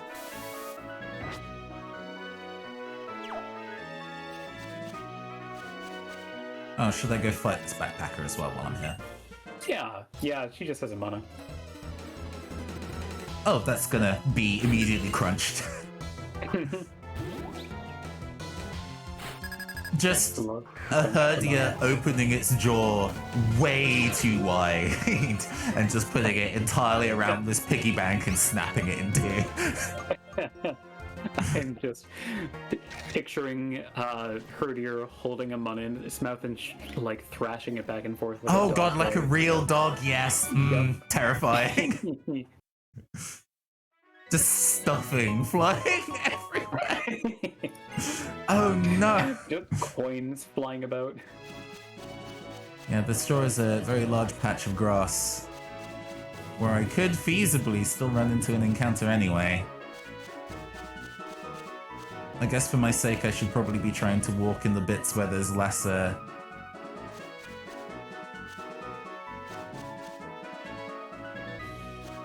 Alright, while we're in a moment of zen, what other fandoms could we ascribe a typing to?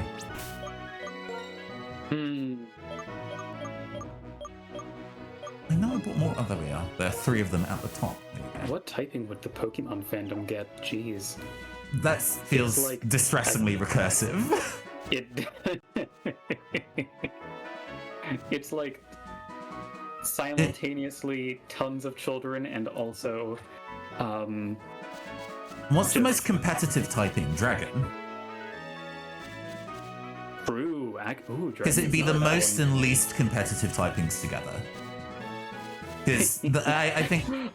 Ice is basically the worst typing. Oh, I accidentally walked into the... No, yeah, I guess it would be then Ice Dragon, maybe. I was going to say maybe Fire Dragon, the kind of unbridled, reckless passion of my favorite Pokemon is Charizard, versus the God, actually, I think Fire Dragon's really good for that, because then it also invites the comparison of why is Charizard not a dragon type like me? Forgotten Indigo is Psychic Ghost. I think you are not the only person here. I am also a big fan of Forgotten Indigo. although I'm very, very behind because those episodes are each 5 hours long, and there are other actual plays that I need to. They're live streams. They are very, very good live streams. Genuinely, the most well put together Roll20 streams that I have ever seen, unmatched. Emolga! Yo, let's go! Yeah! Shit. Yeah! Yeah! Okay. Quick ball. Yeah. Quick ball, and then I'm throwing ultras until this motherfucker's mine. We cannot kill this thing. I will cry. Okay, quick ball. I got 2 left, and Emolga, you are going straight in this one. Oh my god. You shouted, and I was like, oh man, it's gonna be forever. 1, 2, 3. Yeah! Let's go! This is the most we've popped off this entire. This is genuinely. How could this happen? Oh my god. I'm very happy for us. After this, we need to go and take a break because I need to reset myself. But okay. Reset myself like it's a euphemism. I mean, just calm down and take a stretch. You're hitting the sleep button on the back of your neck. Mm-hmm.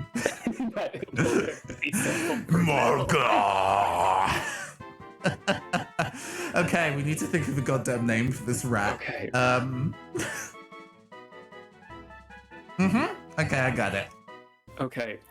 3, 2, 1. Power. Cyber. What was yours? Cyber power. Cyber power. God. All caps. Let's go. You know what? Let's do it. Upper. CY. Love that we're forcing our protagonist to shout this every single time.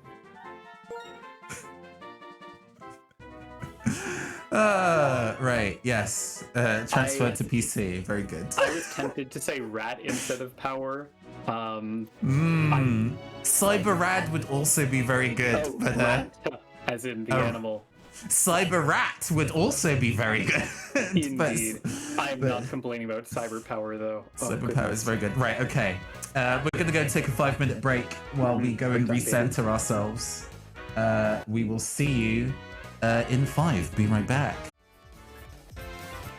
And we're back after a lot of screaming. Certified Emolga moment. We oh, the rappel wore off. Okay. Yeah, I'm very pleased. We're gonna have to make sure this precious baby stays safe and alive. It also means I'm gonna have to think really fucking hard about who I replace on my team now. Right. My cyber power knows double team, which is a temptation to commit evil. I mean, when the computer can be cruel, we need to be cruel as well. That's true, but like, there are some strats that I feel are much more effective against us than by us. Though I guess double team as a setup against an entire team can be. I mean, double team into Volt Switch is basically Emolga's fucking MO. No, because then in addition to Electro Ball, obviously, but like Oh, okay, yeah. Because I mean, I guess what I'm thinking, you're not in hell, Emolga. You live, you survived. Hell tourism. Yeah, Mudkiller is indeed dead though. Because I realize that because we're playing set, there will be more than one instance where there is a decent odds that the next Pokemon that comes up is very unfavorable. And this gives us a free out into switching into something more favorable, which, you know, we take those. we those. Do. We must. So who to lose? I think I'm boxing Hex or Jim. Yeah.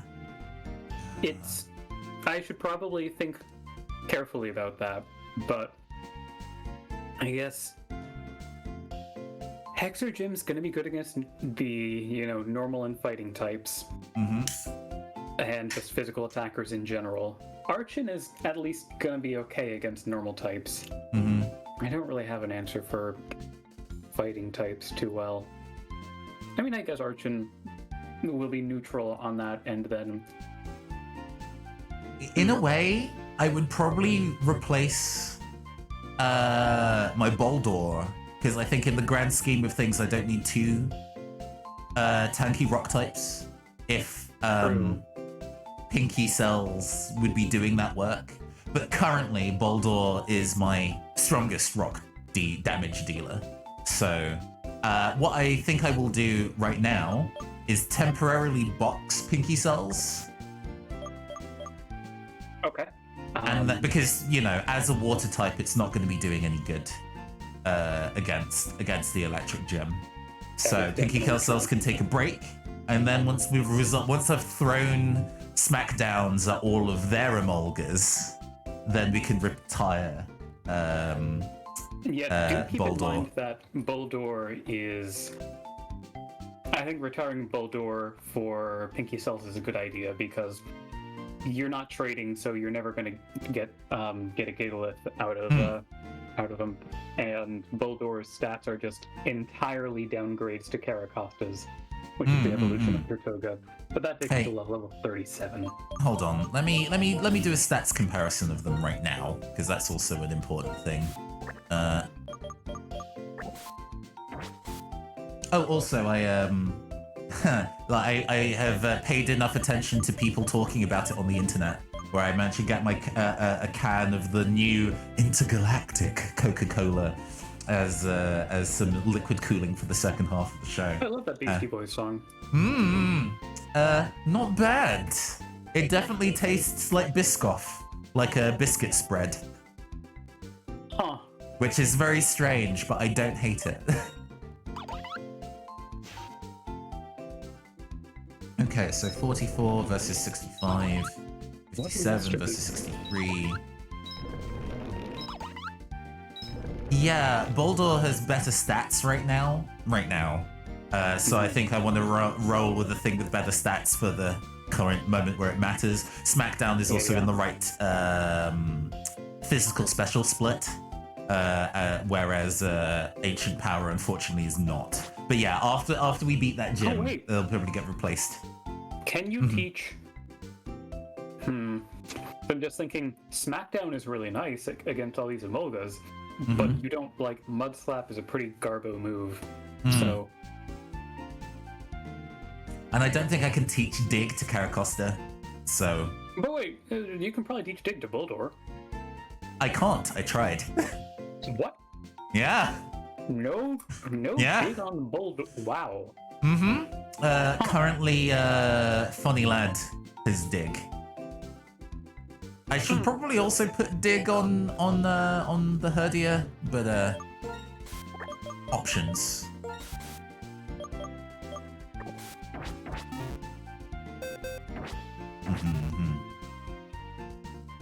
Right. So Hexagym, you no longer have that EXP share. That is immediately going to Emolga. Let's see. I've got Funny Lad at 26. Let me remind myself what Funny Lad's learn set's going to be looking like. As I almost typed Funny Lad into Bulbapedia, thinking surely it will know. This is yeah. I'll understand. It's also following along. Okay, at 28, I learned Crunch. I think that's going to be the big thing I'm looking for. Teaching Number How Dig and then giving it Soft Sand does seem like a strong I could see the value in that. move. Because I think we're now approaching the time where stat building moves like Work Up, we do not have time to do. Yeah, I agree. Love using setup moves in other instances, but currently we're trying... Hey, where are you at?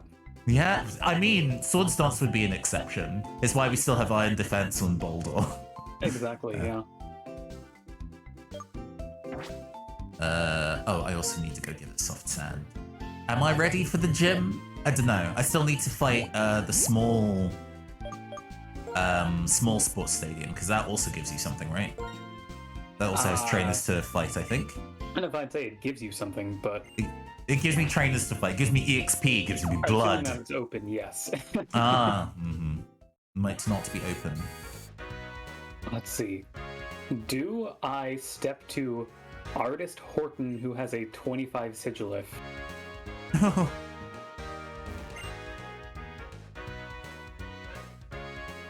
Well, it depends. Can you take out that sigilith? Are you exploring Route 5 for more stuff? Yes. Right. Will do. You know, I think that's probably a good plan. I should tread carefully.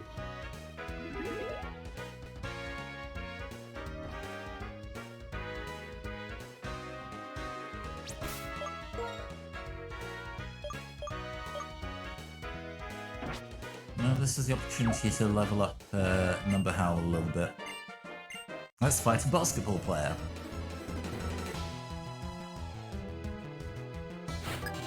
So you are going for the genocide run. Oh, a whirlipede. I like the fact that the basketball is colored like a Voltorb. That's a cute touch.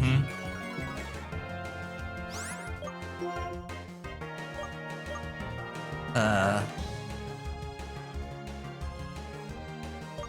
think just a return is probably fine. Oh, it outlevels me by 1.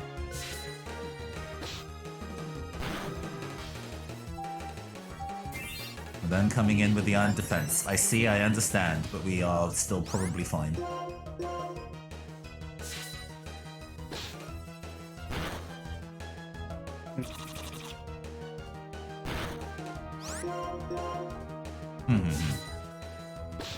Yeah, I'm gonna roll over to the dark grass and see. Going for them double battles. I might. I'm honestly just more curious if there's something or someone in the grass that's worth my time. Backpacker Michael with a 23 Palpitoad. I cannot wait to introduce you to my funny green friend. Not funny lad.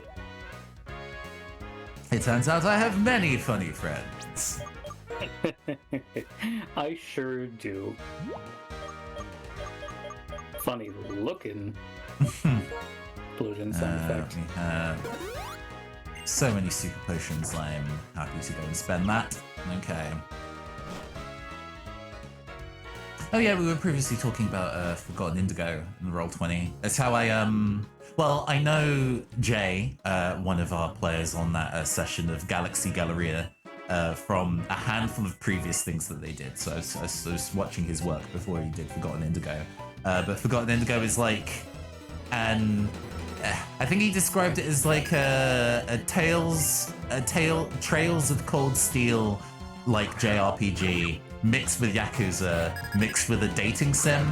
Very, very interesting kind of like blend of genres where it was really sandbox-like, but tracking character relationships were a really large part of like the mechanics of the game. Very, very interesting thing. So there was like an entire arc about the Valentine's Day festival coming up, and not only was that a whole process of who are we inviting, but also like conspiratorial gang plots to foil and things like that in between. It was an interesting time, a very interesting time, very cool. But it's been running for quite a while now, and I'm very, very behind. I know what I was confusing this with. Fahrenheit Indigo Prophecy. Ah, right. One of the early David Cage games, right? Yeah. How far he's come, cough cough. The more things change, the more things stay the same.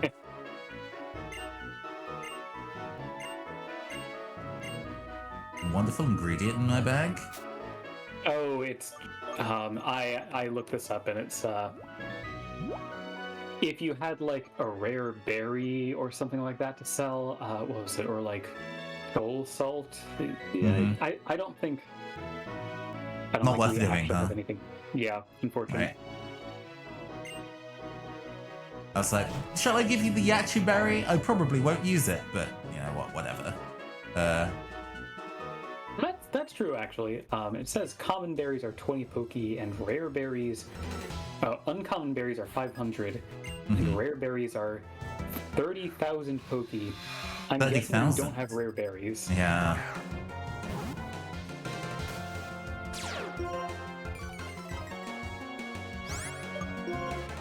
You have 2 Pokemon, huh? Alright. Return is just good. It just works.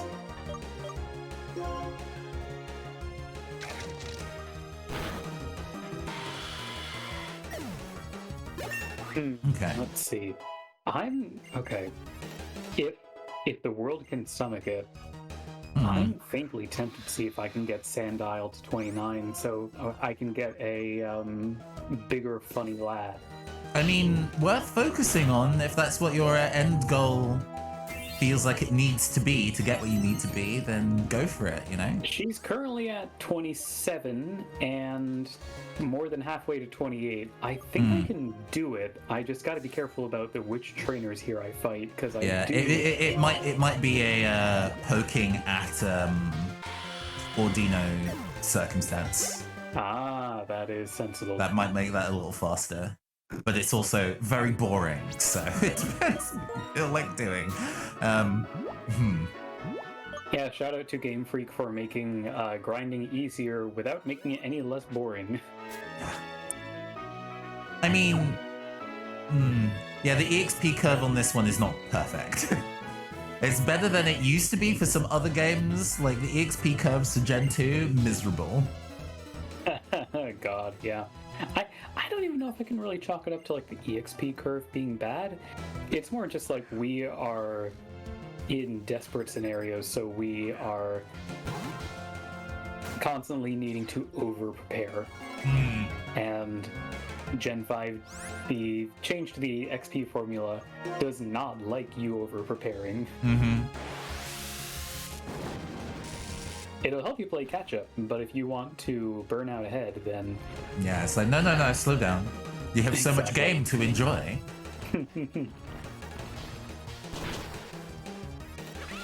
Okay, putting Dig on the Herdia was a sensible plan.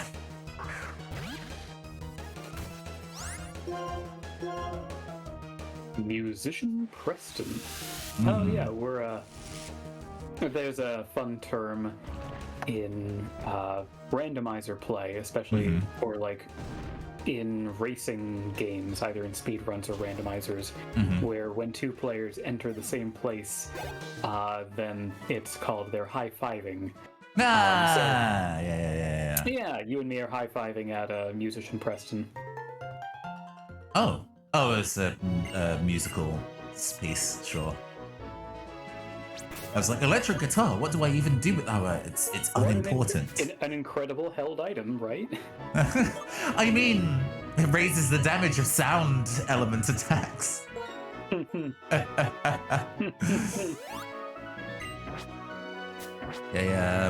Toxtricity remains one of my favorite Pokemon.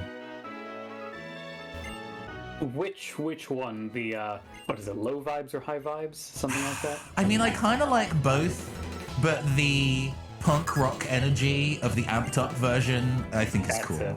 Yeah. Yeah. No, I agree.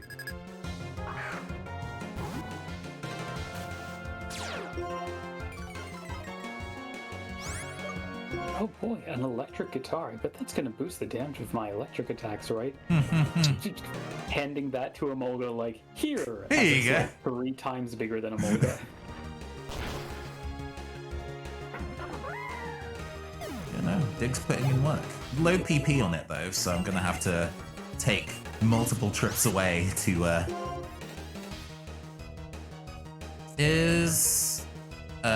Emolga's a special attacker, right? Mixed, actually. Same stats, attack and special attack. Yeah, my Emolga has slightly better attack, apparently. Oh, because it's impish minus special attack. God damn it, fine.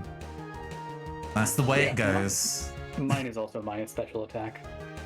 I might as well keep Spark then, innit? Spark is 65. Shockwave is 60, but doesn't miss. Yeah.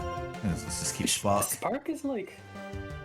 95% accurate at least. Might be 100, so... It's 100, yeah. Yeah. Pencil.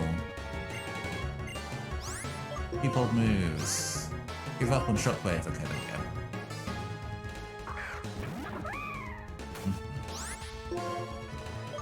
Yeah, it would be, I guess because I'm still thinking about the nature of production of tabletop for online, because there's I have in my head in the oven a whole bunch of a big session coming up. The so I've gathered you. So you're wondering why I've gathered you all here. I've talked to you about it before because I want you to help like co-DJ that. I figured it would be something you'd also enjoy doing. But that has a whole bunch of oh god, this is the fucking Sigilith. Oh no, good luck. Well, I have crunch. We should be fine. We should be. We really should be. And yet, I have never put so much respect on Sigilith as I have during this Tailwind. Okay, waste a turn making yourself faster. That's fine. You're already faster than me, and this is a 2-hit KO circumstance. And I still outspeed you. Goodbye, nerd. Damn, okay. I'll be having none of that today. Number Howler's like, I've seen too many of my friends hurt. Never again. Just Number Howl has been honed into a Sigilith killing machine. Mm-hmm. I am rolling up to take down Horton myself. And the drawbridge is up, so you can't actually proceed any further. I see.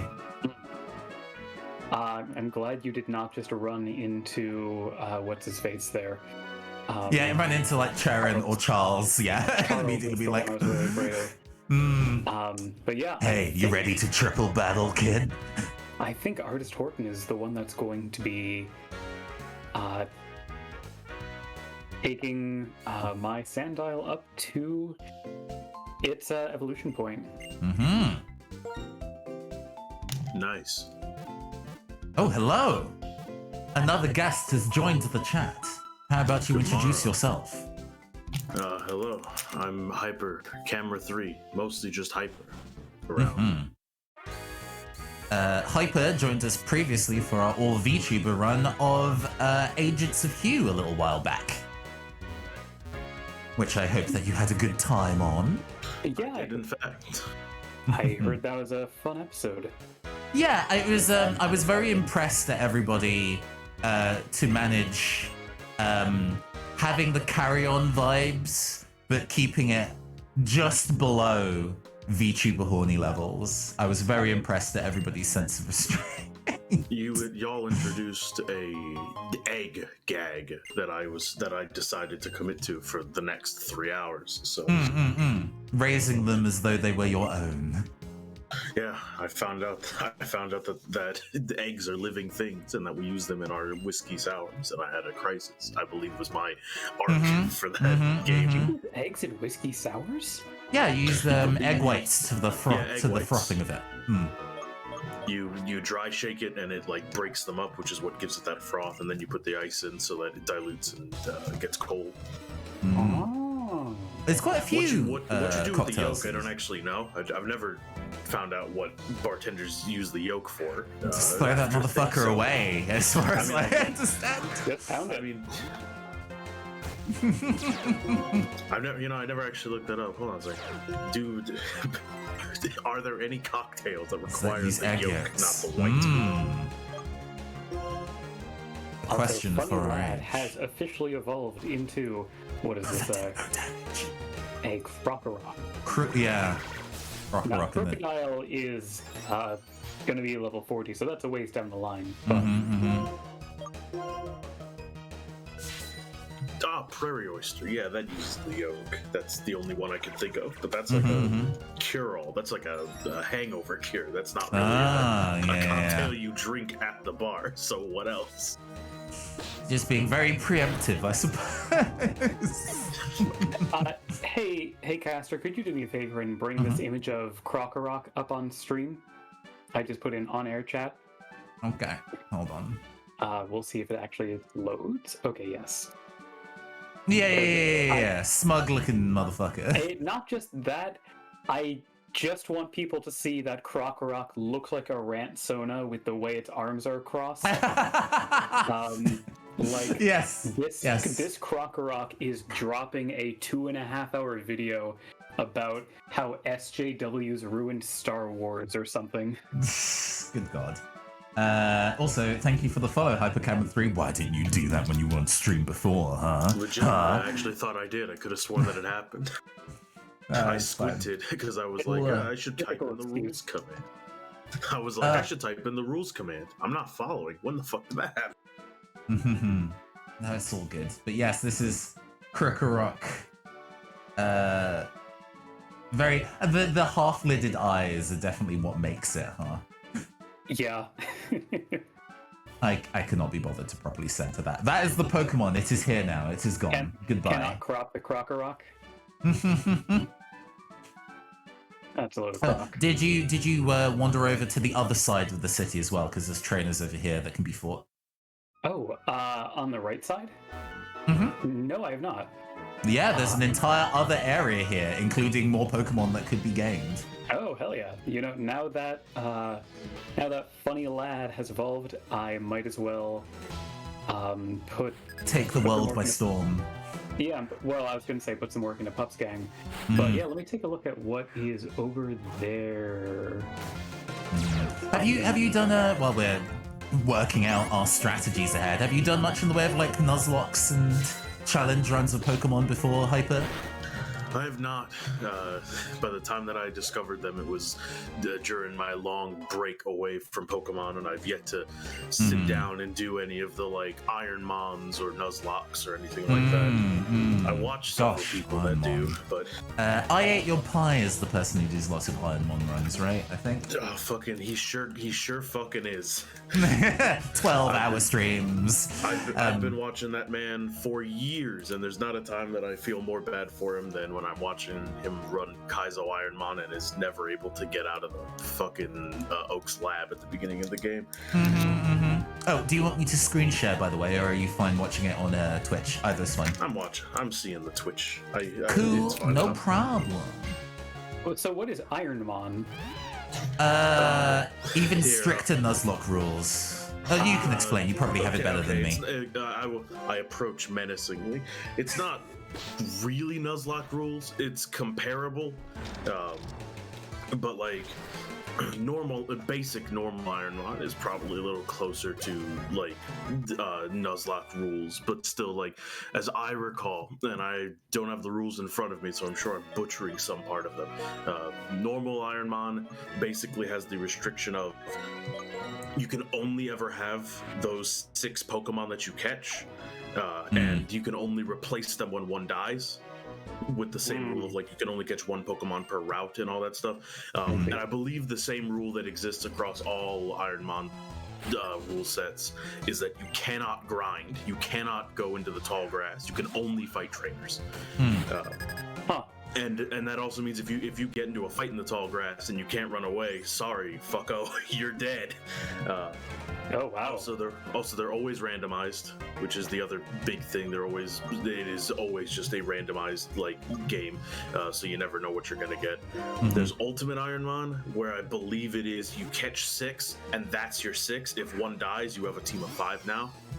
And you just got to make it to the end with that. And then there's Kaizo Ironmon, or as I like to call it, True Hell, where you get 1 Pokemon.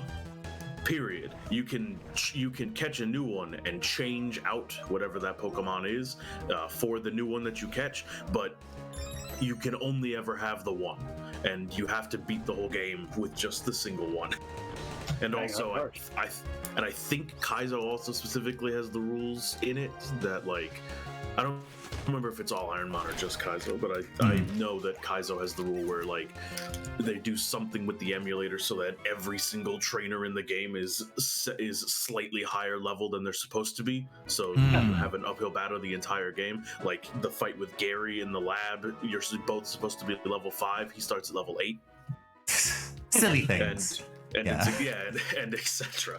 People have beaten that fucking challenge. It's kind of crazy to think. As I understand, most of the runs of it are done in Fire Red Leaf Green because it's a game that is essentially solved otherwise. I couldn't see somebody doing that kind of nonsense in Black and White based on how it's structured. It is very funny you say that because I'm pretty sure the first person that actually beat it in Fire Red is currently doing it in Black and White. Godspeed, poor sucker.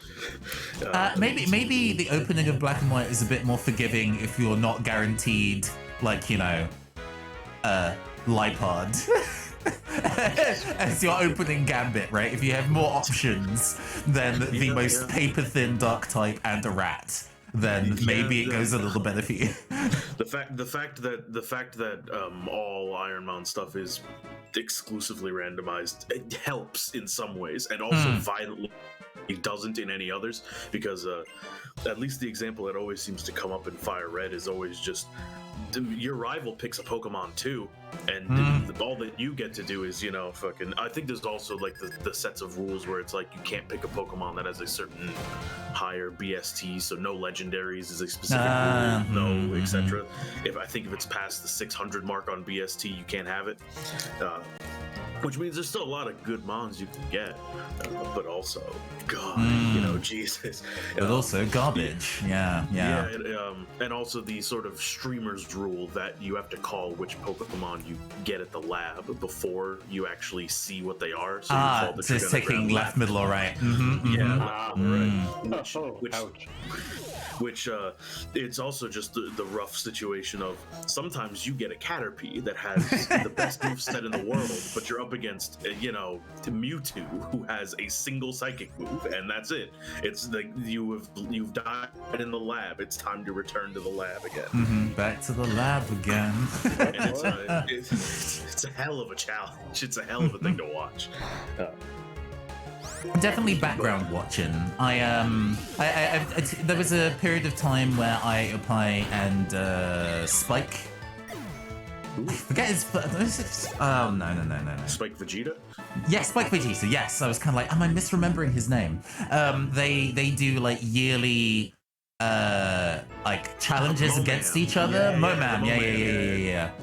It's funny how interconnected the community of like the Games Done Quick YouTube/Twitch account is, because it has made me pay attention to a lot more people from that community. It was initially like, oh, I really enjoyed Kizaron's Animorphs run way back when. It was like the anti-speed run. That Chaos Energy is delicious. And now it's kind of like, oh yeah, I'll watch these two people who I barely know do Pokemon Stadium 2 Rantle Randos. I genuinely want to try and attempt a Rantle Rando on stream. That looks like hell too. I love it. I love watching that. That feels a little closer to being solved. Like there's an inherent, even though you're given random things, there's at least a strategy that you can do to work with things so it doesn't feel complete garbage. But that sounds really interesting, and it made me have a whole bunch of, you know, nostalgic feelings for that kind of era of N64. But I definitely did watch a bunch of I Ate Your Pie Ironmon runs after the fact, because, you know, they are solid entertainers. Spike Vegeta, I think, has professional experience in being an entertainer, and it shows. But they're both charming lads. Yeah, and you're right about it being very much like background watching. When Pi is grinding the lab, I find that I leave him on in the background because I love paying attention to the streams. Once a run gets going, like by the time it gets to Brock, I'm like, all right, I'm fastened in. I'm all here. I need to see if we can get past fucking the patriarch Brock of the fucking Rock clan. And yeah, I got you. But it's like, but if it's just grinding the lab, it's like, all right, I'm gonna just kind of leave it on in the background and only listen in if something sounds like it's getting hype. You know, because that's, I mean, frankly, it's what he's almost 4,000 seats deep right now in that Kaizo. Oh wow! He still hasn't beaten it. It's his challenge. He made that challenge, and he still hasn't. He beat all the other challenges he made for himself, so he just made harder ones until he found one he couldn't do, I guess. That's content, baby. Yeah. And meanwhile, every other one of his friends just keeps beating it around him and doing other Pokemon games. I'm waiting for the day that somebody gets like a Sword and Shield randomizer fully readied up. Interesting. Which I think I saw somebody already made a randomizer for Brilliant Diamond Shining Pearl, which is fascinating to me. Yes, that already exists as a random. I mean, that game was very casually coded, so I'm not surprised that they managed to break it Yeah, open. it's just made in Unity, and apparently, like, not only was it made in Unity, they copy-pasted a lot of code from the original games, so... To be honest. Yeah. And, I mean, with the quick... considering how quick those dev cycle turnarounds are, I do not blame them. Yeah, honestly, God bless. I'm happy that it worked out because we got the randomizers so quickly. And my favorite thing about modern Pokemon randomizers is seeing the big 3D models where they're not supposed to be. Good point. Actually, like, to that end, where a Rattata's supposed to be and finding a Wailord. To that end, actually, randomizer for Sword and Shield was genuinely quite interesting because that was the first game that I did. Well, that's not true. My first game that I ever did a blind Nuzlocke on was Alpha Sapphire, but I realized that I just wasn't in the mood for beating a game I'd already beaten, technically. But doing a Nuzlocke blind run for Sword when it came out was actually really interesting because in all the other Nuzlocke runs, you just have to wander into the grass and hope you find something that's good. But when the Pokemon manifests physically in your home, I could no longer sleep. Pikachu was spawning out of the walls. But yes, when you can actually see the Pokemon that are there, it then becomes a really interesting thing and almost a push your luck type system. Like, how long do you want to hang around for to see if you find something interesting? I definitely was kicking myself when I could have found a Duraludon relatively late in the game and be like, oh, that would have been rad. But just being able to actually have the pick of options, and especially in the wild area, Nuzlocke choices when the wild area is so diverse and changes so rapidly depending on, you know, what time of day and what day of the year you happen to be playing, opens up a lot of options. So I think randomizing that to make that even more open for what you could encounter would be really interesting. Anyway, real quick. Yeah. I gotta drop some knowledge bombs about Please do. the Pokemon here. We got a 20% chance at a Liepard. I don't think that's good. 20% chance of a Trubbish. 30% chance at a Mincino, and a 30% chance at either a Gothita or a Solosis. I think we're hoping for a Gothita. I'm not, like, past that, I don't know, like, maybe Trubbish, but I don't know. Yeah, a poison type might be useful, but I'm not, I must admit, I'm absolutely not fussed about the Pokemon in this route. This might just be having something to catch as a backup. We get what we get for this one, I think. As long as it's not Liepard, I think we're not I'd rather not have soggy cardboard as an option, backup option. But okay, into the grass we go, and we find there's hollow in the back I forgot about. Minchino. Okay. Okay, and I got a... Oh, hey, a Solosis. Hell yeah. Ooh, lucky. Well, then that means you have a Solosis all to yourself, because I will not be using Minchino. I had a Solosis in my... when I was just doing a casual playthrough of, Black 2 for the first time, and I gotta say, I really like Reuniclus as a big special tank. Let's see, I'm just trying to figure out what I can do to this thing to not kill it. It's probably Fergayas with Cut. Solid option. Let's, I think, start throwing Pokeballs here. We have 11 Ultra Balls? That can be casual. Frickin' casual. Pro gamer caster said nobody ever at any point. You know, I'll toss Pokeballs. I mean, they gotta be useful for something someday.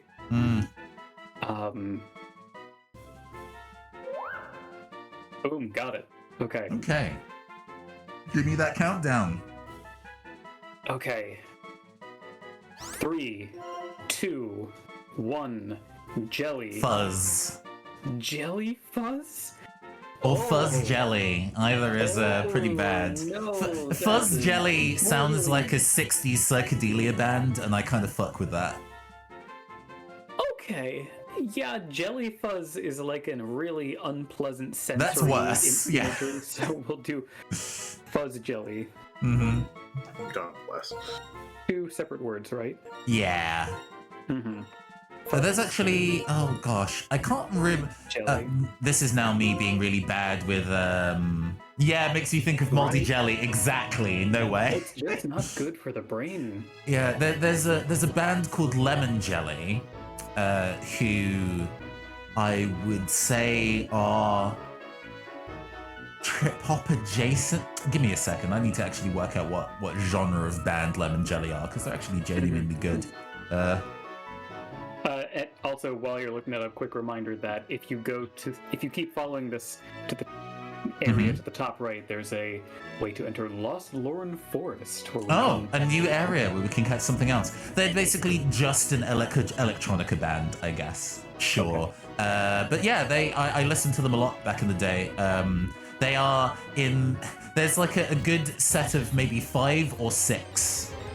Well, there's the Goth Eater that I am not getting now. Thanks.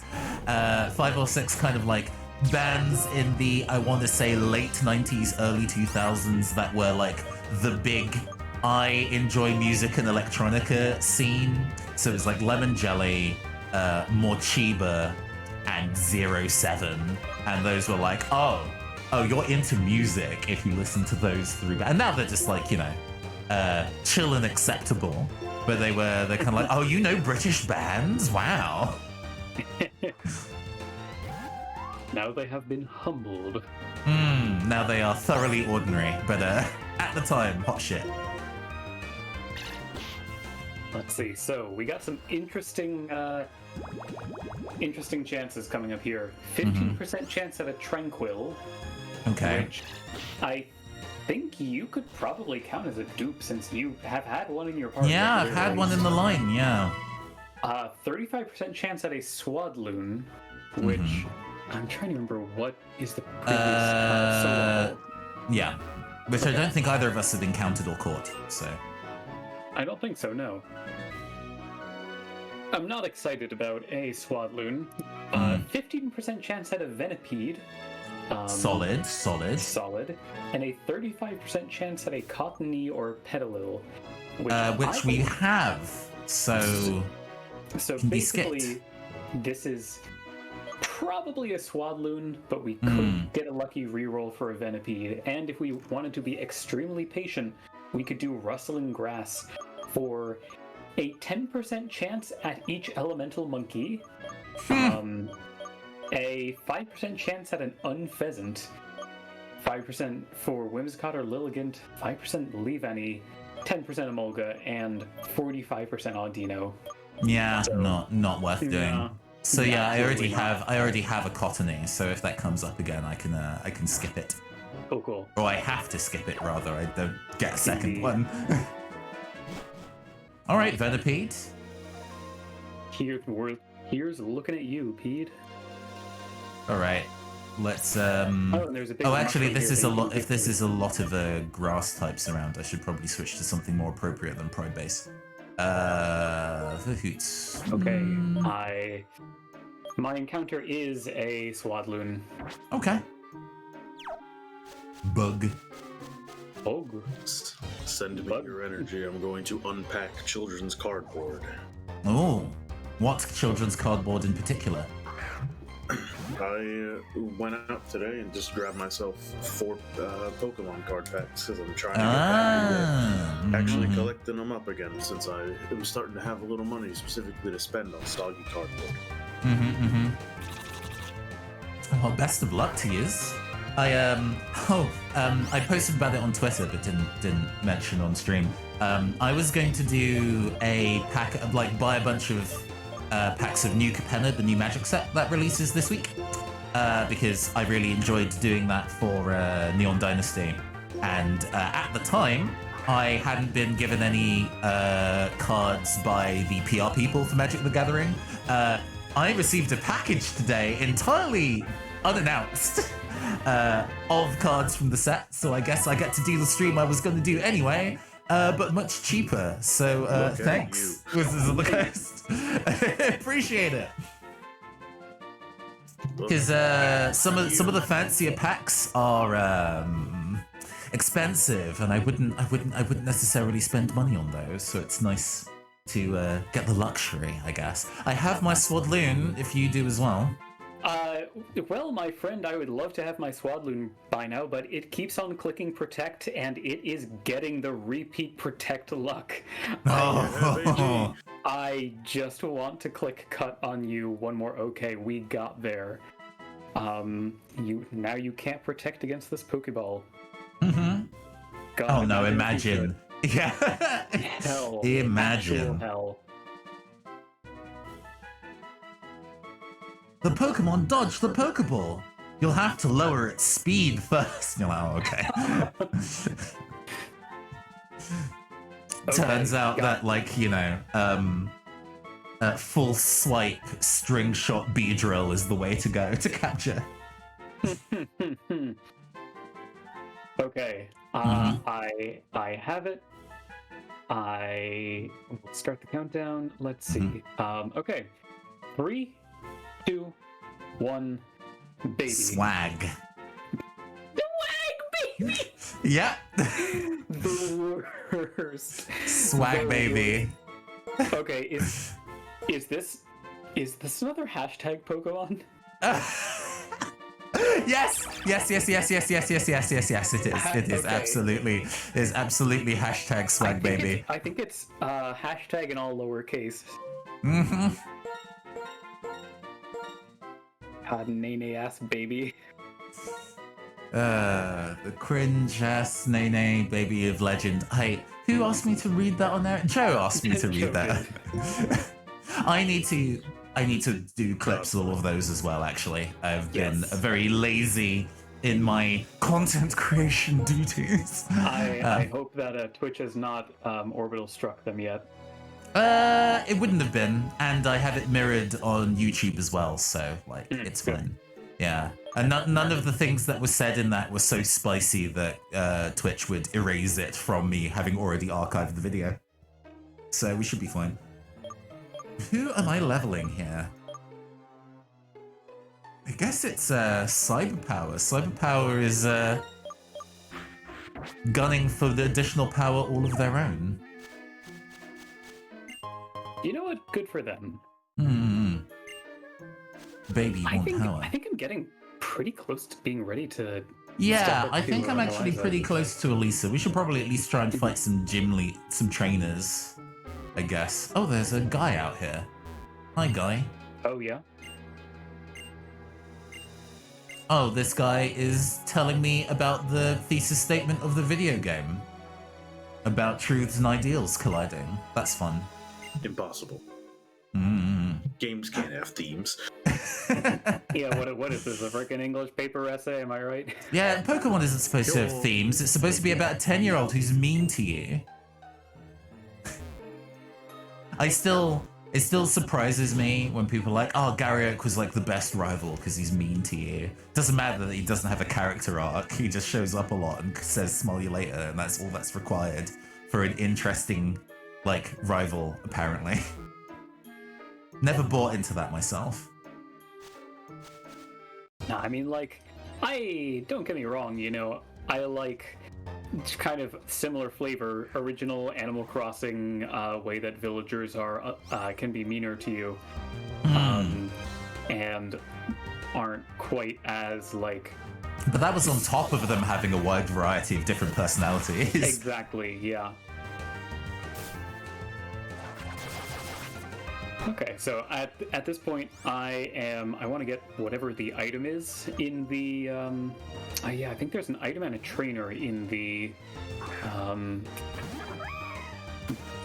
in the dark grass area, so I'm heading over to go take care of that, and then I think I'll be good. I've got Yeah, let's go fight at least one trainer. I don't. If we're going for our 3-hour run, I can probably go a little later actually today, but we probably have the time to fight a trainer or two of the gym. Yeah, I think like probably wrapping in 20 is good, but I think like we're so close. I think we can probably make some good progress, and I'm okay with pushing a little bit further. Yeah, overrunning a little Eliza's bit right in is grasp. fine. Yeah. I feel we'll stop before the Elisa fight. I think we can open on something approaching the Elisa fight. There's the Venipede that I don't get. Fine. Okay. Who would truly want a Venipede? It's just a cool like Vespa insect. Is it a good Vespa insect? I mean, Venoshock is a solid ability, but oh, sorry. It's not.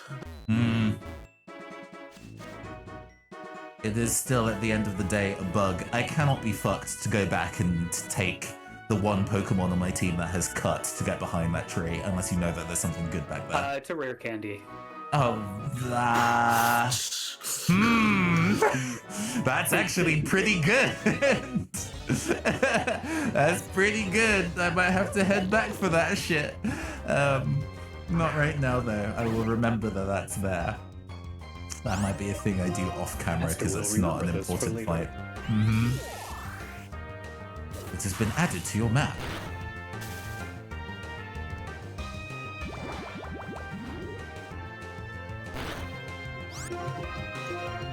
Update on the children's cardboard is very simply that if I was somebody who had been collecting for an extended period of time, it'd be all busts. But since I haven't been collecting since 2012, I'm just like, hey, yo.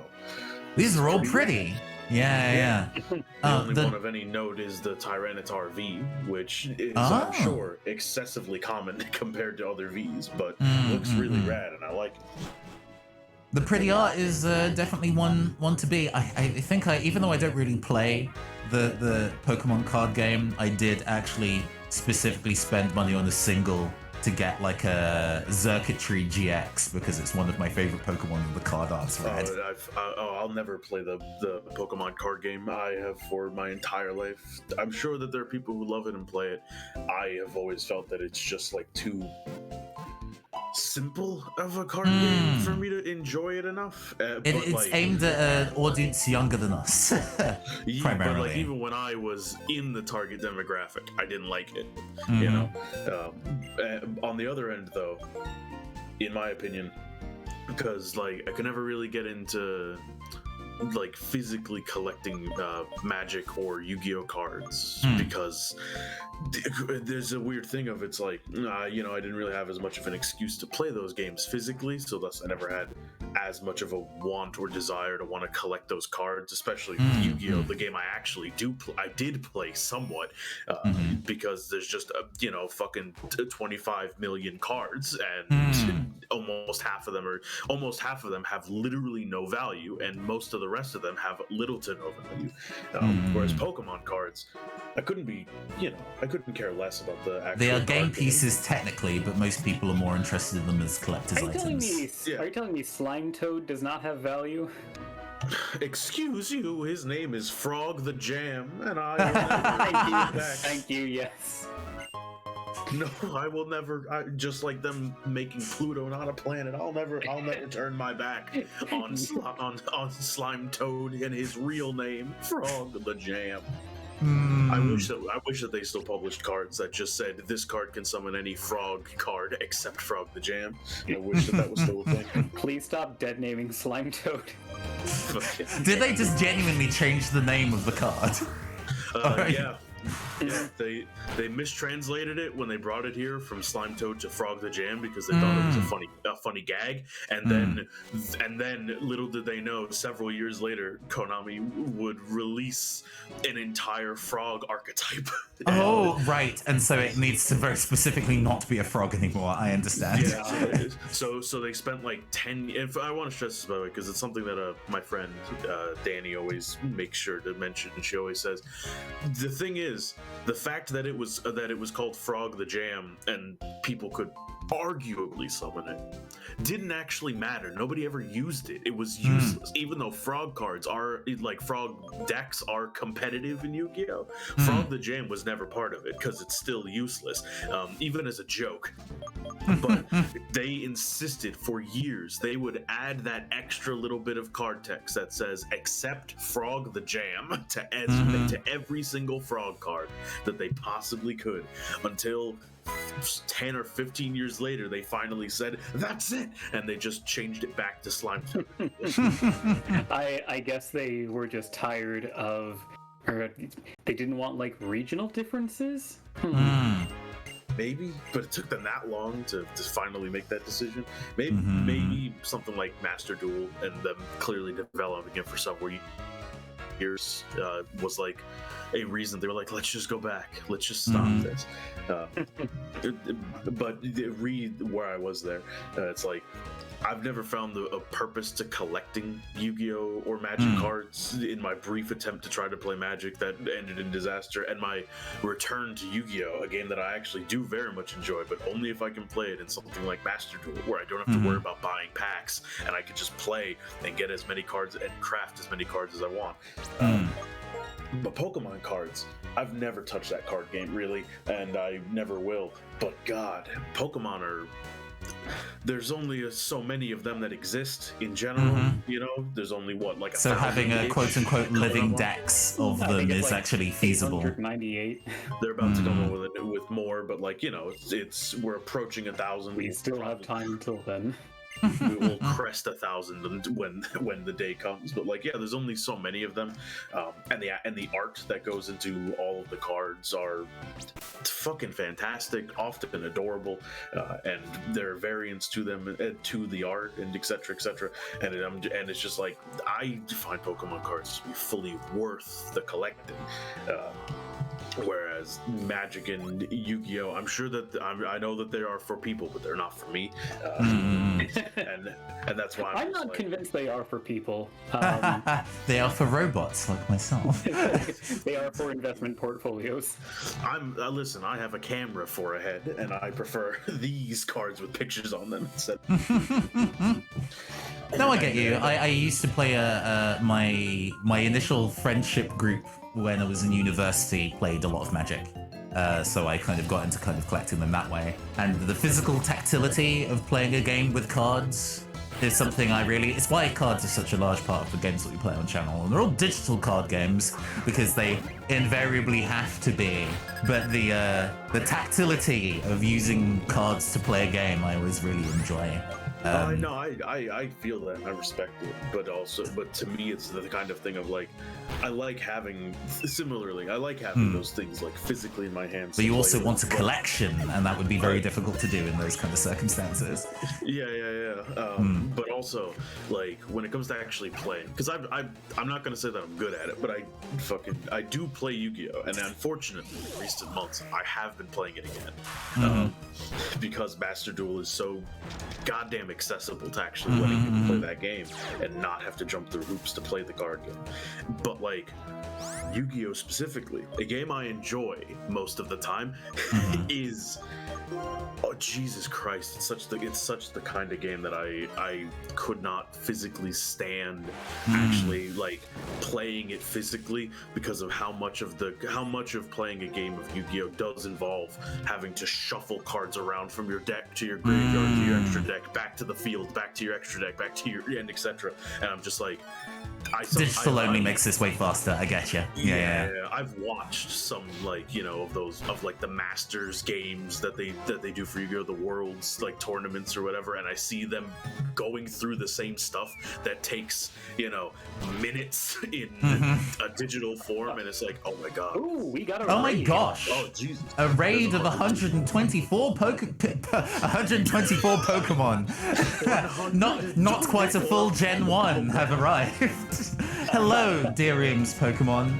Hello. Thank you for the follow. Watch 3R69. What a name. We are working our way through a Soul Link Nuzlocke. We are doing our best. We're working our way through to Elisa, the gym leader. Thank you for the follow, Unicorn. Rad name. I assume y'all are a Pokemon channel.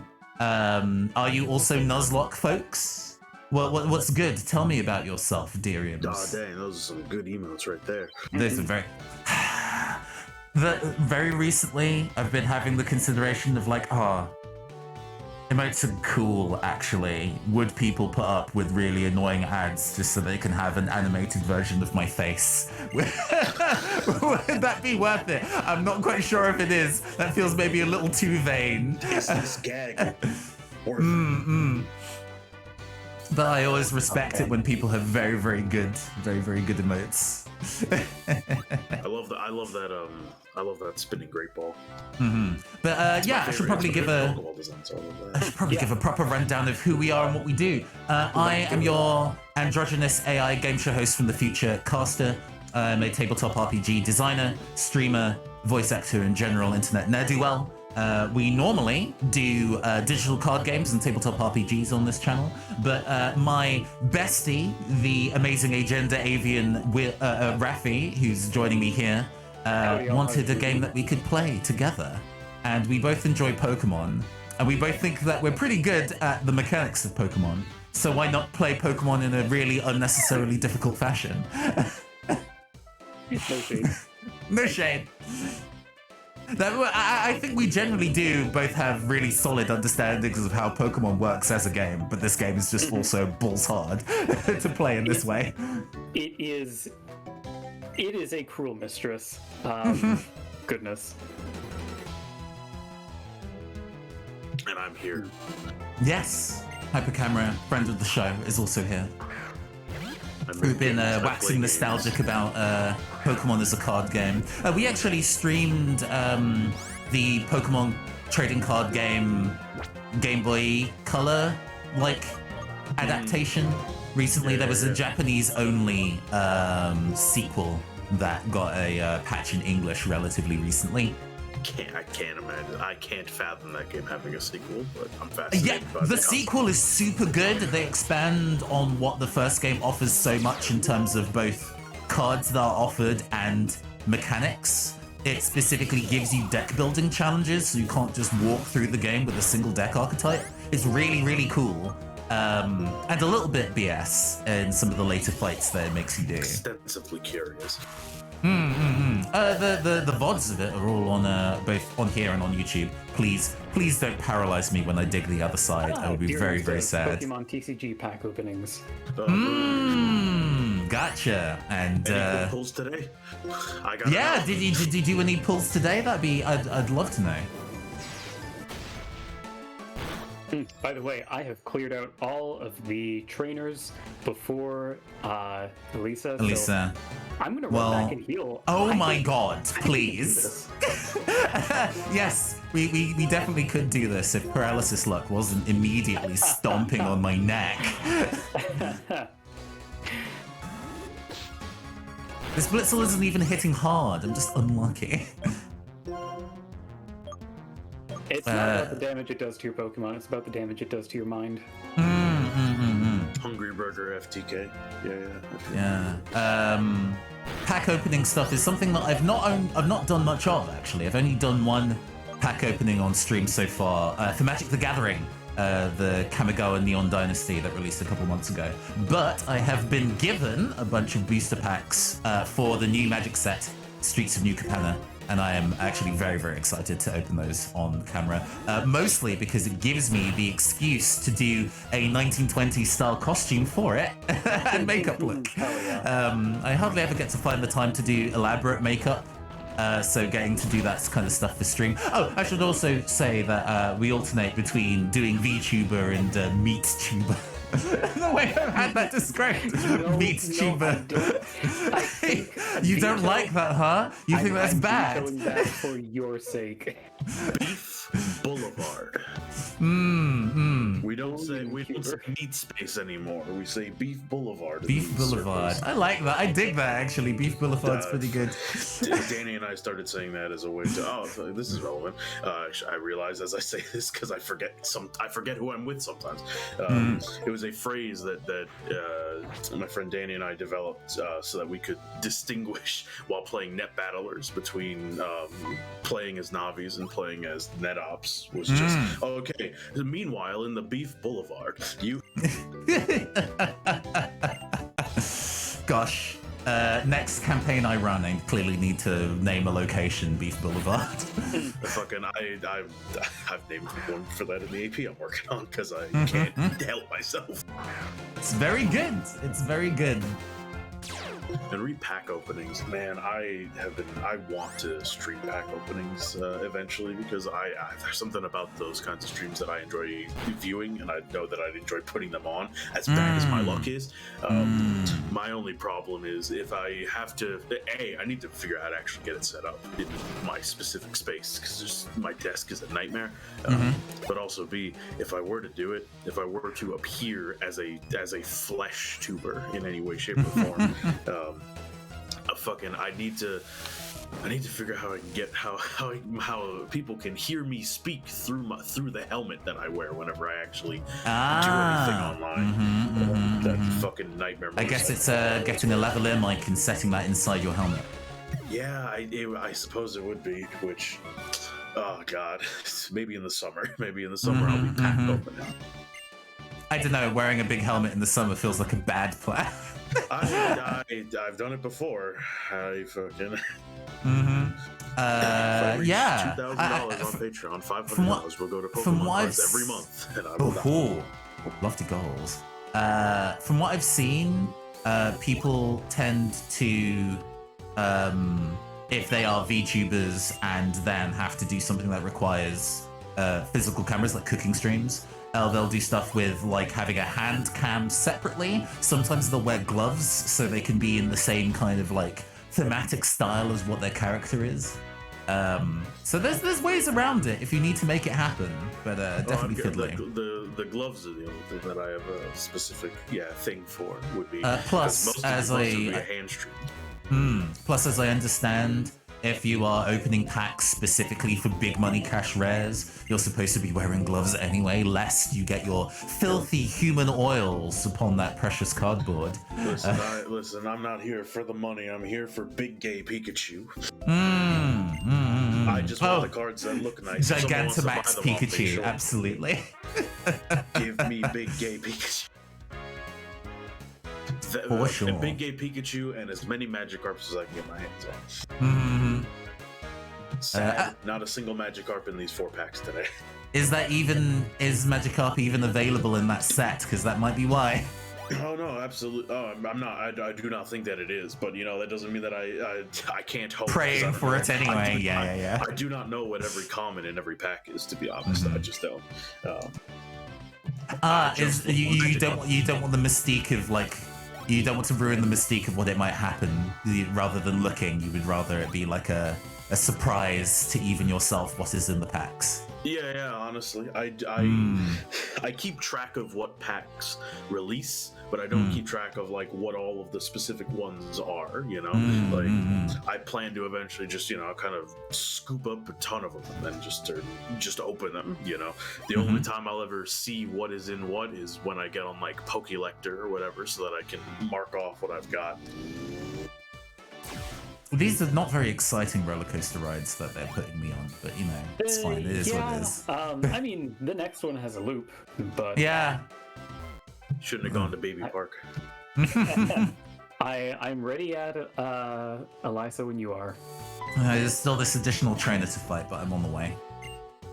I believe that you will not lose a Pokemon in round 2 of Elisa. I think this will on route to Elisa. Yeah, that would be very upsetting.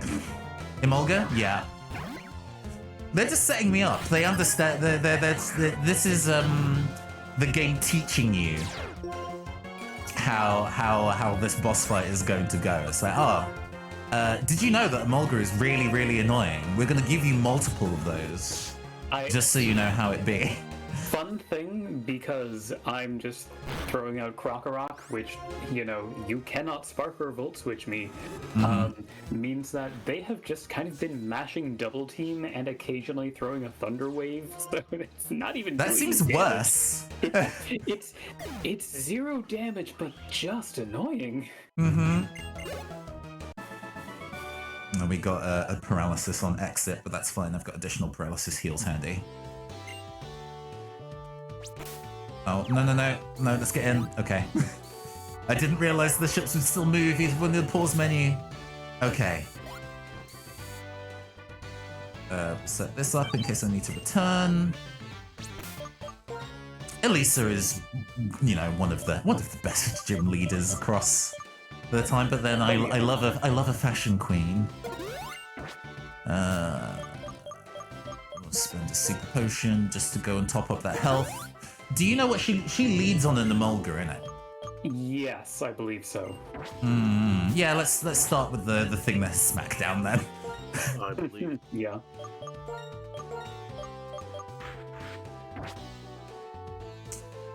All right, lads, friends and enemies, esteemed guests. Let's fight a fashionista. Let's do it. God, Okay. I'm immediately shook. I, 2 seconds ago, I was like, I'm feeling pretty good about this. Pretty chill. As soon as I start talking to her, I'm like, I'm locked in. The fear, the tension. What's the worst that can happen? Technically, ladies, I would walk at assume you? unicorn, but if it's two Emolgas and a Zeb Striker, right? Lad. Yes, that's correct. Oh yeah. And with the quick claw smackdown, let's go. Go away. Oh. Thankfully, their aerial ace does 16 damage to me, so I'm feeling pretty good right now. Okay. That Volt Switch was not Oh. half my health, so we should be okay. Yeah, B. Oh no, I got paralyzed due to static. That's stinky. Yeah, we're fine. Funny Lad is now 30. Oh, into the other Emolga? Alright, goodbye. One annoying target removed. Electro Ball, you say? This Emolga clicked pursuit. Do you know who I am? I didn't even mean that as a cocky thing, just art, honey. Are you okay? Elisa's too busy checking her phone to pay attention to the battle at hand. Do you know where you are? We're gonna potion this out because I will not be actually at full health, please. Thank you very much.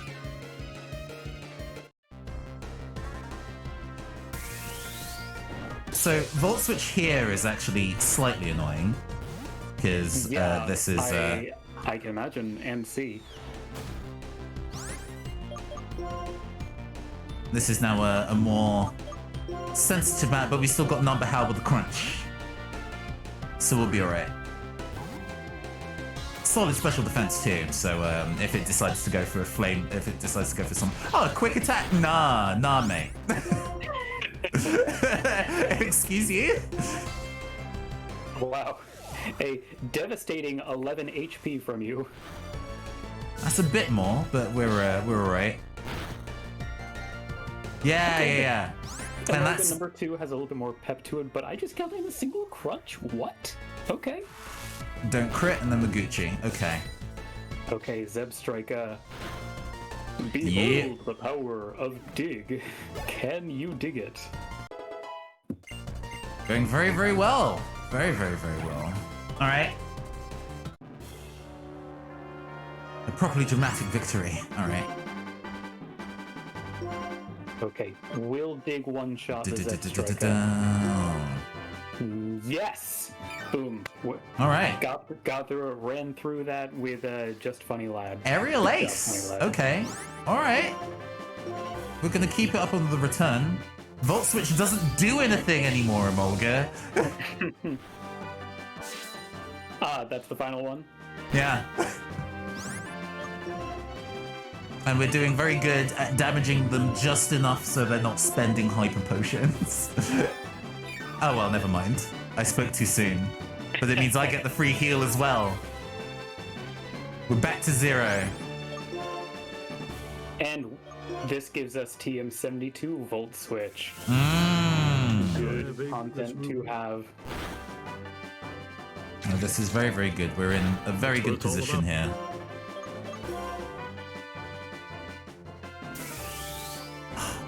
The number of people I remember that when this... Oh my god, it crit! Oh no! Oh no. Number Howl, I'm sorry. Oh no. Number Howl was a solid front runner. Oh man, Number Howl was an OG. But it's okay. It's okay. We now need to go and think about our circumstances a little bit. 07's in chat. 07's in chat.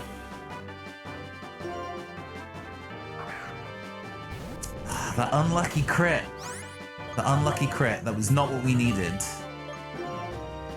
This is so sad. Can I get... But it's fine. It's fine.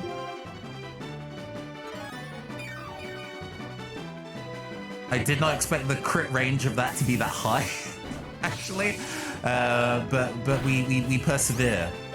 We persevere. Let's get smacked down and we win this.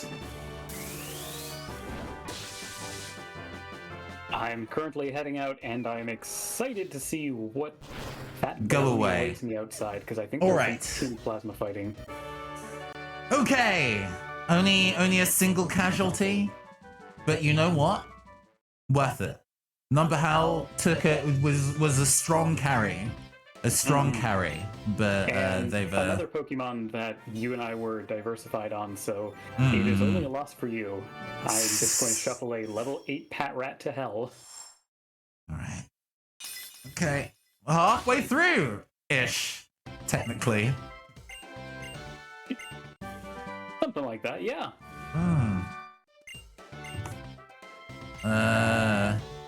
This is so sad. Can we get some traditional bagpipe music? Oh no, that's if we wipe. If we wipe, then we do the funeral for everybody. No, I'm not kidding. In the previous stream where we hit a game over, we went through all the Pokemon that died in order and then did a rhyming eulogy for each of them. It was very, very good. We don't get the full bagpipes, then we only get 4 notes per when a Pokemon dies. For the Pokemon Go TCG, I must admit, considering I've been playing Pokemon Go less in the last 2 years for obvious reasons.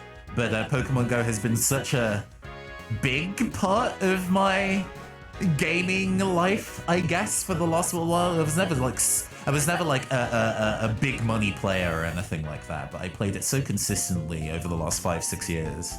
I am genuinely interested to see what Pokemon Go cards would even mean mechanically.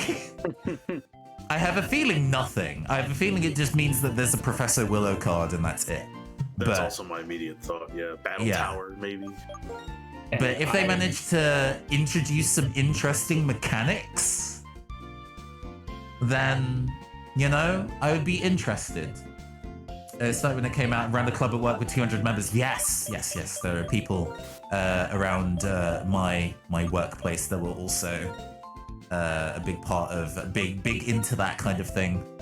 We would go for the Wednesday evening big raids and stuff like that. It was a nice time.